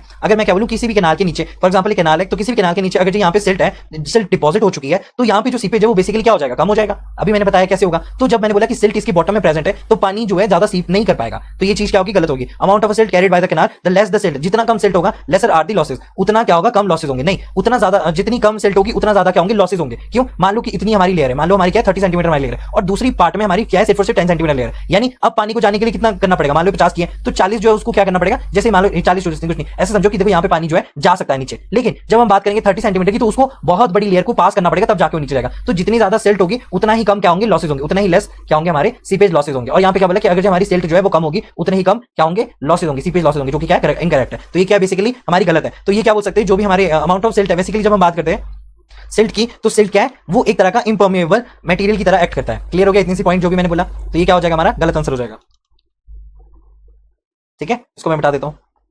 नेक्स्ट क्या है हमारा, velocity of the canal water the more the velocity the more will be the losses. अच्छा, बेसिकली क्या बोलना चाह रहा है यहाँ पे कि अगर हमारी जो कैनाल है उसमें फ्लो होने वाला जो भी हमारा पानी है उसकी वेलोसिटी अगर ज्यादा होगी तो सीपेज भी क्या होगी, हमारी ज्यादा होगी, यानी सीपेज की लॉसेस भी है वो भी ज्यादा होंगे। देखो, सीपेज और वेलोसिटी का कोई रिलेशन नहीं है। आप ऐसा बोल सकते हैं कि वेलोसिटी अगर ज्यादा होगी तो डाउनस्ट्रीम में क्या होगी, हमारी इरोजन होगी। तो सीपेज और वेलोसिटी का जब कोई रिलेशन ही नहीं है तो आंसर ही हमारा क्या हो जाएगा, गलत हो जाएगा। तीसरा क्या है, cross section of the canal and it's wetted parameter. अब देखो, जब हमारा पानी के पास कॉन्टैक्ट एरिया, मतलब ये हमारा वाटर है, ठीक है, इसके पास कॉन्टैक्ट एरिया इतना सा है, लेकिन यहाँ पे वाटर है उसके पास कॉन्टैक्ट एरिया कितना है, ज्यादा है, तो ये कॉन्टैक्ट एरिया पे भी डिपेंड करता है। यानी जैसे कि अगर जो वाटर के पास कम कॉन्टैक्ट एरिया होगा तो यहाँ से पानी फ्लो करने के लिए उसके पास क्या है, कम जगह है, तो ऊपर पानी क्या होगा, ज्यादा स्टोर होगा। लेकिन जैसे ही पानी ऊपर है और यहाँ पे ज्यादा कॉन्टैक्ट एरिया है तो पानी यहाँ सीप करने के लिए कितना है, बहुत सारी जगह है। तो हम क्या बोल सकते हैं इस केस में कि जितना बड़ा कॉन्टैक्ट एरिया होगा, यानी जो हमारा वेटेड पैरामीटर होगा, वेटेड हमारा जो पैरामीटर होगा, ठीक है, क्या बोला, जितना ज्यादा कॉन्टैक्ट सरफेस एरिया होगा उतना ही ज्यादा क्या होगा, हमारा सीपेज लॉसेस देखने को मिलेंगे। स्पेशली किसमें ज्यादातर देखने को मिलते हैं, ऐसी कैनाल जो कि अनलाइंड है, ऐसे कैनाल जो कि क्या है, अनलाइंड है। तो बेसिकली आपको ये चीज आपको क्लियर होगी कि वेटेड पैरामीटर पे भी क्या करता है, वो डिपेंड करता है। ठीक है, जो भी हमारे सीपेज लॉसेस है ना, इनकी एस्टिमेशन की जाती है हमारी डार्सी लॉ से। ठीक है, या तो फिर किसी की जाएगी इंपेरिकल फॉर्मुला जो आपने पढ़ा होगा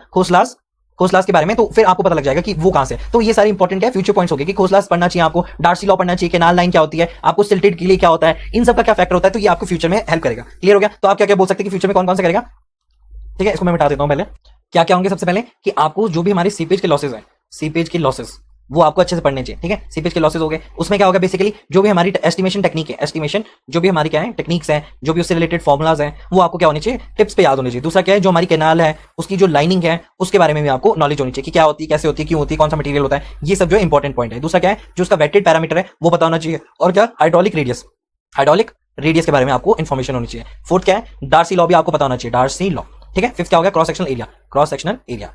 ठीक है, क्या है वो, ट्रेपोजाइडल है या फिर रेक्टेंगुलर है या फिर अनलाइंड है या फिर वर्सेस जो भी हमारी लाइन है। तो ये सब जो है इन्फॉर्मेशन आपको पता होनी चाहिए कि कौन कौन से कहां से पढ़ने हैं। जब भी आप इन सबको पढ़ोगे अपने पूरा ध्यान लगा के पढ़ना। क्यों, एसएससी में भी इससे रिलेटेड क्वेश्चन आते हैं और इसमें यूपीएससी में भी अब ये पूछने लग गया। क्लियर हो गया। तो फ्यूचर में भी शायद वो इससे पूछने लग जाएगा, जैसे कैनाल, अब दूसरा क्वेश्चन है कैनाल का ये। तो ये जो है चीजें आपको पता होनी चाहिए। सेकंड ऑफ ऑल क्या है ये, नेक्स्ट क्वेश्चन क्या है, विच one of the following is not the way of alignment of a canal. Basically आपसे क्या पूछ रहा है कि इनमें से कौन सा ऑप्शन जो है वो कैनाल अलाइनमेंट का मेथड नहीं है। क्लियर हो गया इतना जो मैंने बोला। दूसरा क्या है, जो हमारा अलाइनमेंट है, क्या है अलाइनमेंट। अब अलाइनमेंट का क्या मतलब है, देखो यहाँ पे अलाइनमेंट का क्या मतलब है, alignment of a canal. Basically जो कैनाल है, कैनाल को किसी रास्ते से या किसी डायरेक्शन में बनाएगा, है ना, बनाया जाएगा ताकि क्या होगा, जो पानी है वो इफेक्टिवली फ्लो हो। तो उसी को ही हम क्या बोलते हैं, अलाइनमेंट बोलते हैं। यानी अलाइनमेंट ऑफ द कैनाल क्या है, बेसिकली जो भी हमारी कैनाल है, इस कैनाल को किसी ना किसी रास्ते से ले जाना पड़ेगा, किसी ना किसी डायरेक्शन में आपको ले जाना पड़ेगा। तो उसी को बेसिकली हम क्या बोलते हैं, ताकि जो हमारा वाटर है वो इफेक्टिवली फ्लो करे, उसी को हम बोलते हैं alignment of a canal. Clear हो गया, अलाइनमेंट ऑफ अ कैनाल क्या है। बेसिकली इसका फायदा क्या है, देखो सबसे पहली बात, इसका फायदा क्या मतलब, इसका मेन गोल क्या है, इसका गोल ये है कि सबसे पहले तो आपको अलाइनमेंट किसी भी कैनाल की अगर मुझे अलाइनमेंट करनी है तो मुझे फायदा क्या होगा। पहली बात, जो हमारी जो ग्रेविटी है, इसका गोल बेसिकली क्या है, ग्रेविटी जो है, ग्रेविटी की फोर्स से हम पानी को फ्लो कराए, ग्रेविटी की फोर्स से हम पानी को क्या कराए, फ्लो कराए। अगर जो मान लो मैं कंटूर कैनाल की बात करता हूं तो ये भी क्या है, एक तरह का वैलिड अलाइंड, क्या है ये, वैलिड अलाइनमेंट टाइप है। तो ये भी वैलिड अलाइनमेंट टाइप है, ये भी हमारा वैलिड अलाइनमेंट टाइप है। सिर्फ साइड स्लोप कैनाल जो है इसका वैलिड टाइप नहीं है। तो इसका राइट आंसर क्या हो जाएगा, ये इसका राइट आंसर हो जाएगा, राइट। अब जब मैं कंटूर कैनाल की बात करता हूं तो कंटूर का मतलब होता है सेम एलिवेशन पे। फॉर एग्जांपल अगर मैं यहां से आपको एक डायग्राम बनाता हूं, ठीक है, आपको उससे सारी चीजें क्लियर हो जाएगी। जैसे कि यहां पे मैंने क्या कर दिया, एक माउंटेन बना दिया, ठीक है, माउंटेन बना दिया, और बीच से जा रही है हमारी क्या, यहां से जा रही है हमारी क्या, एक वाटरशेड कैनाल।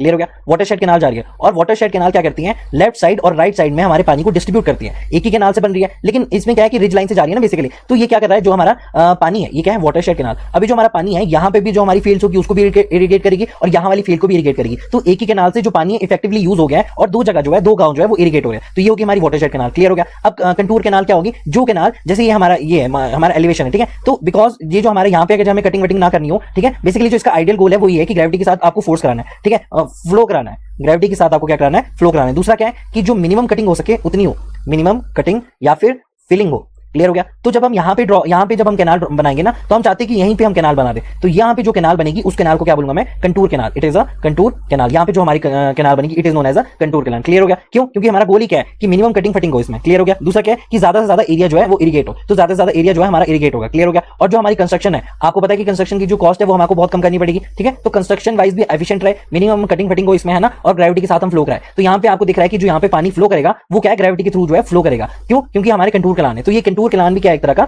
अलाइनमेंट टाइप का है। It is also a valid alignment type of क्या ये अलाइनमेंट है, ठीक है। क्लियर हो गया। डिस्ट्रीब्यूशन कैनाल क्या होती है, बेसिकली जब मैं डिस्ट्रीब्यूशन कैनाल की बात करता हूं क्या होती है कि जब हम देखते हैं कोई भी मेन कैनाल, ठीक है, फॉर एग्जांपल अगर मैं इसको यहां पे ड्रॉ करूं तो मान लो कि हमारी क्या है, ये एक तरह की मेन कैनाल है, तो हम इसको क्या बोलेंगे, एमसी, ठीक है, मेन कैनाल बोलेंगे। It is a main canal. अब इस मेन कैनाल से जो पानी ले जाने वाली ब्रांचेस होती है ना, उनको बोलते हैं हम क्या, बेसिकली डिस्ट्रीब्यूशन कैनाल। मान लो ये मेन कैनाल से जो भी हमारी दूसरी एरियाज को इरिगेट करती है ना, इन्हीं को हम क्या बोलते हैं, ये जो ब्रांचेस है, these branches are known as distribution canal. क्या बोलते हैं इनको, डिस्ट्रीब्यूशन कैनाल बोलते हैं। समझ में आया डिस्ट्रीब्यूशन कैनाल क्या होता है, ठीक है। वैसे मैं इसको आपको जनरल वाइज में आपको जो भी बता रहा हूं ना, वो शॉर्ट में बता रहा हूं। ये सारी चीजें जो है वो लेक्चर में अच्छे से क्लियर होती है, ठीक है। पर यहाँ पे मैं शॉर्ट में बता रहा हूं ताकि आपको थोड़ा सा आइडिया लग जाए, और आप जब इसको पढ़ो तो आपको पता हो कि कहां से हमको पढ़ना है। क्लियर हो गया। तो डिस्ट्रीब्यूशन कैनाल क्या होगा, मेन कैनाल की जो भी ब्रांचेस है they are been known as a distribution canal, ठीक है। क्लियर हो गया।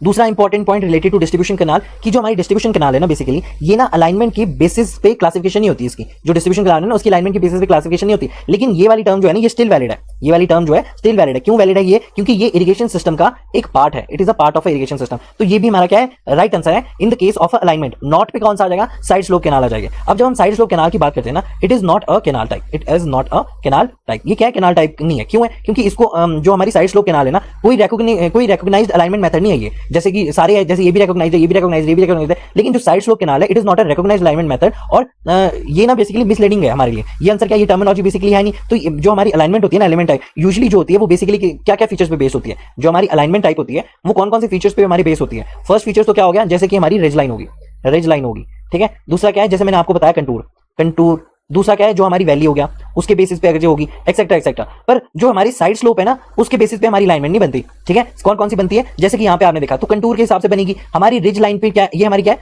एक तरह की डिवाइड लाइन होती है, इसको बोलते हैं हम डिवाइड लाइन, इसको बोलते हैं वाटरशेड लाइन भी बोलते हैं, ठीक है। तो क्या है, किसी वाटरशेड कैनाल के बीच में जाकर मैं एक लाइन ड्रॉ कर दूं और मैं ये बता दूं कि उसकी लेफ्ट साइड में और राइट साइड में दोनों साइड में क्या हो रही है, हमारी इरिगेट हो रहा है। क्योंकि इसका जो कमांड एरिया मतलब जो सोर्स से आपने पानी लिया है और वो पानी कहां तक आप पहुंचा रहे हो, that is known as a command area. अब इसका जो कमांड एरिया उसको मैक्सिमाइज करना जो है, इसकी क्या रहती है, फीचर्स है। इसका एक तरह का फीचर है, जैसे मोबाइल का फीचर होता है वैसे इसका भी एक फीचर है। तो आपको जो है फीचर्स के बारे में पता होना चाहिए कि जो भी हमारी कैनाल यूज हो रही है उन सब में क्या क्या फीचर्स है। अब इसमें आपको राइट आंसर कौन सा था, साइड स्लोप कैनाल। क्योंकि ये जो है एक क्या मिसलीडिंग इन्फॉर्मेशन दे रहा है कि जो साइड स्लोप कैनाल है उसके बेसिस पे कोई भी अलाइनमेंट नहीं होती है। अलाइनमेंट किसके बेसिस पे होती है, हमारे रिज लाइन के बेसिस पे होती है, ठीक है। दूसरा क्या हो गया, जो वैलीज है उसके बेसिस पे होती है। और किसके बेसिस पे होती है, पहले दूसरा। तीसरा क्या हो गया, जो अभी मैंने बताया दैट इज द कंटूर के बेसिस पे हमारी क्या होती है, अलाइनमेंट होती है। तो अगर इन तीन से रिलेटेड कोई भी कैनाल्स आपके सामने आती है तो आप उसको राइट टिक करोगे और बाकी सबको रॉन्ग टिक करोगे। तो समझ में आया कि 19 आंसर हमारा क्यों है सही, ठीक है। अब इसे पढ़ना क्या है, जैसे कि types of canals, types of canal की जो भी हमारी क्या है, अलाइनमेंट है, ये आपको क्या करना है, अच्छे से पढ़ना है। क्लियर हो गया। दूसरा क्या है, जो भी हमारे इरिगेशन इंजीनियरिंग है उसके कॉन्सेप्ट जो है आपको अच्छे से पढ़ने हैं। जैसे कि कमांड एरिया क्या होता है, सीए क्या होता है,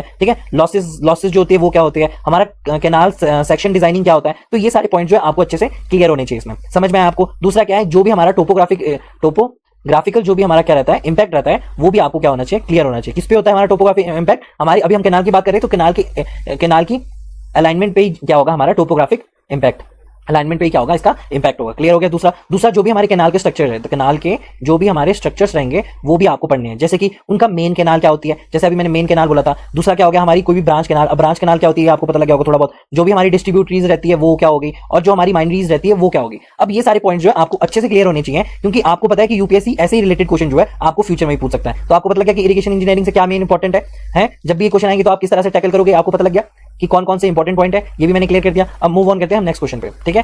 नेक्स्ट क्वेश्चन क्या है हमारे पास, नेक्स्ट क्वेश्चन क्या है, विच one of the following is one of the objective of the river training. तो आपको रिवर ट्रेनिंग के बारे में पता होना चाहिए, ठीक है। मैं यहाँ पे ड्रॉ करता हूँ ताकि आपको इजीली अब ये रिवर ट्रेनिंग बैंक जो हमारा वर्क है ये बेसिकली क्या है, इतने सारी चीज होती है। अब यहाँ पे ध्यान से देखते हैं कि क्या क्या होता है। जो हमारा गाइड बैंक होता है या फिर गाइड बंड्स बोलते हैं, अब ये काम क्या करता है, जो हमारा रिवर है ना इसको फिक्स पाथ में फ्लो कराने के लिए करता है। क्या करता है, जो भी हमारा पानी है इसको एक फिक्स पाथ में फ्लो कराने के लिए क्या करता है, हमारा एक गाइड बंड्स है। बेसिकली अगर जो हमारा बैराज बना दे हम दोनों साइड पे तो हमारा फ्लो कहाँ होगा, बीच में होगा, तो इसी को बोलते हैं गाइड बैंक। क्लियर हो गया। दूसरा क्या है हमारा स्पर्स। अब स्पर्स और ग्राइंस जो होते हैं बेसिकली इनका जो काम है वो क्या काम है कि जो भी हमारा फ्लो है इस फ्लो को बैंक से दूर रखने के लिए यूज करते हैं। क्या है, जो फ्लो है इसको हमारे को बैंक से दूर रखने के लिए हम इसको इस्तेमाल करते हैं। ये है ब्राउन कलर का, ठीक है। और येलो कलर का क्या है, हमारा गाइड बैंक है, बंड्स है। क्लियर हो गया। दूसरा क्या है, ये लीव्स और जो हमारे एम्बैंकमेंट है। ये लीव्स और एम्बैंकमेंट बेसिकली क्या है, जो भी हमारा फ्लड होगा ना, इस जो हमारा फ्लड वाटर है, इस फ्लड वाटर को फॉर एग्जांपल यहाँ पे फ्लड आ गया, ठीक है। इस फ्लड वाटर को हम नियर बाय लैंड में घुसने से रोकते हैं, किससे, लीव या एम्बैंकमेंट से। ये ऐसे बहुत बड़ा होता है। तो ये क्या है कि बेसिकली जो भी हमारा फ्लड आएगा उसको हम बाहर नहीं आने देंगे, तो वो किसकी हेल्प से होगा, लीव या फिर एम्बैंकमेंट से। क्लियर हो गया। दूसरा क्या है हमारा, दैट इज द रिटार्ड या फिर pitching. It is a retard और पिचिंग। आपको स्टोन दिख रहे हैं यहाँ पे। अब ये स्टोन क्यों लगाए जाते हैं, जो भी हमारा रिवर बैंक है ना, ये जो हमारा रिवर बैंक है, अब इस रिवर बैंक को अगर जो हमको बचाना है किससे, पानी सॉइल इरोजन से बचाना है हमको, जो भी हमारा क्या है इरोजन से अगर जो हमें बचाना है तो इसको इरोजन से बचाने के लिए हम कवर करते हैं इसको किससे, स्टोन से। तो रिवर बैंक को बचाने के लिए स्टोन से कवर करते हैं, तो उसी को बोलते हैं रिटार्ड या फिर पिचिंग। क्लियर हो गया। तो ये सारी चीजें जो है हमारी यहाँ पे आपको दिखी है, तो यही होती है रिवर ट्रेनिंग वर्क। अब यहाँ पे क्या पूछा था क्वेश्चन में, to make the river change its course. देखो हमारे को क्या है, सबसे पहली बात कि जो हमारा रिवर ट्रेनिंग है ना इसका मेन पर्पस क्या है, इसका पर्पस है जो रिवर का नेचुरल डिस्ट्रक्टिव बिहेवियर है ना उसको कंट्रोल करना। फ्लड आ गया तो बाहर आ जाएगा, गांव तबाह हो जाएगा, तो उससे प्रोटेक्ट करना है। सॉइल इरोजन से प्रोटेक्ट करना है, हमारी बैंक की कटिंग ना हो तो उससे प्रोटेक्ट करना है, फ्लडिंग वगैरह, तो ये मैंने आपको बता दिया। तो ये सब चीजें यानी हमको करना क्या है, ये रिवर ट्रेनिंग क्यों प्रोवाइड कराते हैं हम, बेसिकली हमारा जो काम है यहाँ पे क्या है कि हमारे को जैसे कि इरोजन से बचाना, जैसे इरोजन से बचाना हो गया, और क्या हो गया, बैंक की कटिंग से बचाना, बैंक की कटिंग को बचाना। क्लियर हो गया। फ्लडिंग से बचाना, फ्लडिंग से बचाना। तो ये सारे क्या है, ये किसी भी हमारे फ्लो के क्या है, नेचुरल डिस्ट्रक्टिव बिहेवियर को बचाने के लिए। अब रिवर क्या है, रिवर में पानी बढ़ भी सकता है, घट भी सकता है, तो इन सब चीजों से उसे बचाने के लिए रिवर ट्रेनिंग वर्क का इस्तेमाल किया जाता है। क्लियर हो गया इतना जो भी मैंने बोला।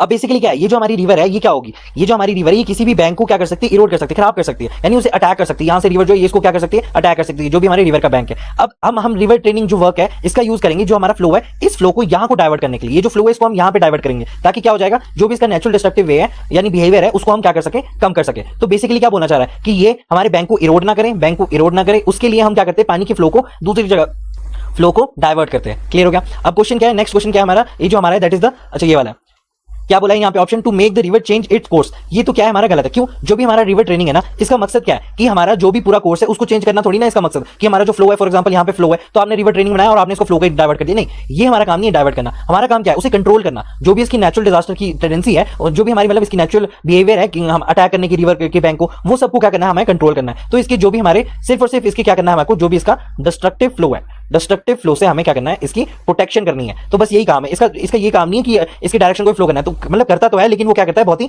माइनर इसका डायरेक्शन को चेंज करता है। फॉर एग्जांपल यहाँ से अगर यहाँ को आ रही थी तो हमने यहाँ पे क्या दे दिया, एक गाइड बैंक दे दिया जो कि इस चीज को ये फॉलो करेगा। क्लियर हो गया कि इसका काम क्या नहीं है, सबसे पहला काम इसका क्या नहीं है कि ये काम नहीं है इसका कि आप सारे के सारे इसको फ्लो की डायरेक्शन को आप क्या कर दो, चेंज कर दो। इसका छोटा सा काम है, वो काम क्या है कि ये डिस्ट्रक्टिव फ्लो को प्रोटेक्ट कर सके, हमारे बैंक्स को प्रोटेक्ट कर सके। क्लियर हो गया, तो ये चीज आपको समझ में आ गई। दूसरा क्या है, to protect the river banks by, ये वाला पढ़ते हैं, to avoid the disposal of sediments load. अब बेसिकली क्या बोलना चाह रहा है, जो भी हमारे सेडिमेंट डिस्पोजल होते हैं ना, वो एक तरह का क्या है, it is a natural process. अब हम उसको सबको तो कंट्रोल नहीं कर सकते, एक लिमिट तक ही आप कंट्रोल कर सकते हो, किसी भी नेचुरल चीज को आप कंट्रोल करना कर सकते हो, एक लिमिट तक ही कंट्रोल कर सकते हो। इसको कंप्लीटली अवॉइड करना जो है रिवर ट्रेनिंग वर्क का काम नहीं है। इसका काम क्या है, बेसिकली एक लिमिट तक ही हम इसको कंट्रोल करेंगे। ठीक है, और क्या काम है इसका कि जब हम बात करेंगे जो भी हमारा डिस्ट्रक्टिव फ्लो है उसको कंट्रोल करना है। समझ में आया। दूसरा क्या बोला है, to avoid providing the minimum water depth required for the navigation. बिल्कुल ही गलत है ये, क्यों, क्योंकि जो नेविगेशन के लिए ना हमको मिनिमम वाटर डेप्थ जो है वो एंश्योर करनी पड़ती है, वो जरूरी होती है। तो रिवर ट्रेनिंग से हम ये डेप्थ जो है मेंटेन करते हैं, ना कि उसे अवॉइड करते हैं। तो ये आंसर क्या हो जाएगा, गलत हो जाएगा। इसका राइट आंसर क्या हो जाएगा हमारे पास कि हमारा इसका राइट आंसर क्या होगा, basically to protect the river bank by deflecting the river away from the attacked banks. ठीक है, समझ में आया ये सही क्यों है कि रिवर ट्रेनिंग का जो भी वर्क है उसका मेन पर्पस क्या है, बेसिकली हमारे को जो भी उसका नेचुरल डिस्ट्रक्टिव नेचर है उसको हमें कंट्रोल करना है और उसकी बिहेवियर को कंट्रोल करना है, इरोजन को कंट्रोल करना है हमें, जो भी फ्लड आए उससे गांव को बचाना है हमें। और जब भी हम इसकी बात करेंगे हमारी रिवर बैंक को इरोड ना करें, तो उसके लिए हमें क्या करना है, रिवर ट्रेनिंग वर्क को प्रोवाइड करना है। समझ में आया। दूसरा, और जो भी हमारे अटैक कर रही है, जहां जहां भी ये अटैक कर रही है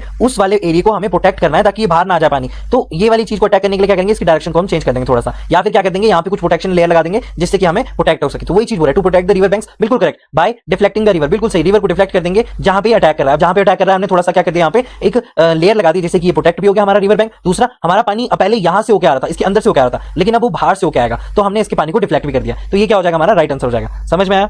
अब फ्यूचर में आपसे यही सारे कंपोनेंट्स पूछ सकता है कि बताओ स्पर क्या है, आपका रिटार्ड या पिचिंग क्या है, लीव और एम्बैंकमेंट क्या है, हम ये सब क्यों प्रोवाइड कराते हैं। तो ये सारी चीजें जो है, जो भी रिवर ट्रेनिंग की वर्क की हमारी सारी चीजें ना, वो सारी की सारी क्या होनी चाहिए, आपको टिप्स पे याद होनी चाहिए कि उनका काम क्या है, क्यों प्रोवाइड कराते हैं, क्या होता है अगर जो प्रोवाइड करा दिया, और क्या हेल्प मिलती है अगर जो हमने इसे प्रोवाइड नहीं कराया, अवॉइड नहीं कराया। ये सारे क्वेश्चन जो आपके दिमाग में घूमने चाहिए और आपको पता होना चाहिए कि क्या क्या है। ठीक है, नेक्स्ट कि व्हाइल लेइंग और designing the water distribution system attempts should be made to keep the, देखो ये बोला है कि जब हम उसको बिछा रहे हैं या उसको डिजाइन कर रहे हैं वाटर डिस्ट्रीब्यूशन सिस्टम को, तो क्या अटेम्प्ट्स रहने चाहिए उन सबको करते हुए। सीवर लाइन, अब बेसिकली ये सब मैंने ड्रॉ कर दिया है। तो जो वाटर लाइन है बेसिकली वो क्या होती है, क्लीन ड्रिंकिंग वाटर वाली लाइन होती है। सीवर लाइन क्या होगी, गंदा पानी वाली होगी, जो हमारी वेस्ट वाटर की होती है। इतनी चीज क्लियर है। ठीक है, अब क्या करना है हमको, सबसे पहले इसके जितने भी ऑप्शन है उन सबको देखना है। अब ये सीवर लाइन है और ये वाटर लाइन है। ठीक है, ये क्या होती है, पाइप में पूरी पूरी क्लोज्ड होती है, लाइक। तो यहाँ पे बोला कि सीवर लाइन और वाटर, यहाँ पे बोला सीवर लाइन जो है वो अबव द वाटर लाइन है, तो इसके अबव होगी। ठीक है, यहाँ पे आसपास के अंडरग्राउंड होती है ये सब, और इसके आसपास क्या है, बेसिकली हमारी सॉइल है। अब मान लो कि यहाँ से कोई भी ये जो हमारी सीवर पाइप है ये ओल्ड पाइप है, ठीक है, ओल्ड पाइप है, या फिर क्या हो गया, यहाँ पे ओल्ड पाइप है, या तो फिर ये पुरानी होगी, या फिर इसका कोई भी ज्वाइंट है, वो ज्वाइंट जो है वो टूट गया। तो इसकी वजह से क्या होगा, ये हमारी सॉइल में फैल जाएगी हमारा सीवर पानी, और गलती से अगर जो वाटर लाइन भी फटी हुई हो या फिर कुछ भी हो यहाँ पे, तो यहाँ पे होगा नेगेटिव प्रेशर डेवलप, जिसकी वजह से क्या है, ये जो सीवर का पानी है वो वाटर लाइन में चला जाएगा। और यही पानी क्या है, आप अपने यूज करोगे किस चीज के लिए,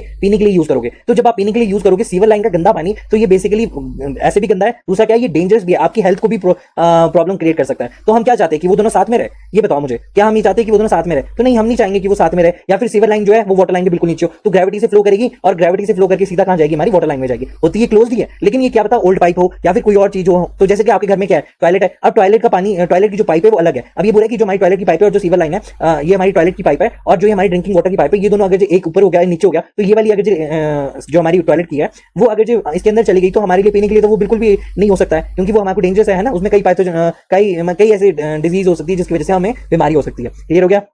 तो ये चीज क्या है, हमारी बिल्कुल ही गलत है। तो अगर ये आपके सामने आए तो आप क्या कर सकते हो, उसको कैंसिल कर सकते हो। ये वाला नहीं, दूसरा वाला।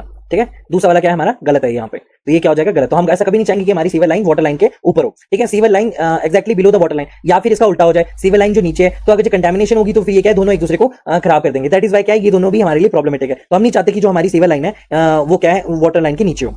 हम ऐसी कोई भी सिचुएशन नहीं चाहते कि सीवर लाइन और वाटर लाइन एक दोनों आसपास में हो और वहां पे क्रॉस कंटेमिनेशन हो। तो क्रॉस कंटेमिनेशन को अवॉइड करने के लिए ये दोनों जो पाइपलाइंस है ये दोनों क्या होनी चाहिए, बहुत ही दूर होनी चाहिए एक दूसरे से, ताकि कहीं पे भी अगर जिसमें फट भी जाए कंटेमिनेशन, कहीं भी फट भी जाए या फिर जो हमारा सीवर है वो हमारी सॉइल में भी मिक्स हो जाए तो क्या है कि वो वाटर लाइन तक पहुंच ना पाए। तो ये क्या होनी चाहिए, अलग अलग होनी चाहिए। तो इसका राइट आंसर क्या हो जाएगा बताओ? ये तो इजी वन क्वेश्चन था, ये तो आपको सबको आना चाहिए था। जो हमारी सीवर लाइन है और जो वाटर लाइन है एज फार एज पॉसिबल होनी चाहिए। तो ये हमारा राइट आंसर हो जाएगा। समझ में आपको जो भी मैंने बोला? ठीक है, तो आपको इनमें से कौन कौन से कॉन्सेप्ट क्लियर होने चाहिए कि जो हमारी क्रॉस कंटेमिनेशन है, क्रॉस यहां पे लिखता हूं मैं सारे पॉइंट्स, कि जो हमारी क्रॉस कंटैमिनेशन है, कंटैमिनेशन है, अब ये क्या होता है ये आपको जानना है। दूसरा क्या हो गया, जो भी हमारी वाटर डिस्ट्रीब्यूशन लेआउट है या तो वो डेड एंड की होगी या तो डेड एंड की होगी, डेड एंड वर्सेस द जो भी हमारी ग्रिड है, इन दोनों के बीच में क्या फर्क है ये आपको पता होना चाहिए। तीसरा क्या हो गया हमारा, कि जो भी हमारी मिनिमम वर्टिकल और जो हॉरिजॉन्टल सेपरेशन है, हॉरिजॉन्टल सेपरेशन है, उसके बारे में आपको नॉलेज होनी चाहिए। हॉरिजॉन्टल सेपरेशन जब भी आप इनको पढ़ोगे तो आप पूरा फोकस करके इनको पढ़ोगे। क्लियर हो गया? कोई भी अगर जो बैक फ्लो है, बैक फ्लो, अब ये बैक फ्लो हो रहा है, ये क्यों हो रहा है, इसके पीछे का क्या रीजन है, दूसरा क्या बोल सकते हैं कि इसको प्रिवेंट कैसे करते हैं, ठीक है, प्रिवेंशन क्या है इसकी, ये चीजें जो है आपको पता होनी चाहिए। तो ये सारे टॉपिक जो है वो फ्यूचर में कहीं ना कहीं वो पूछ सकता है। राइट, क्लियर हो गया? नेक्स्ट क्वेश्चन क्या है हमारे पास 22।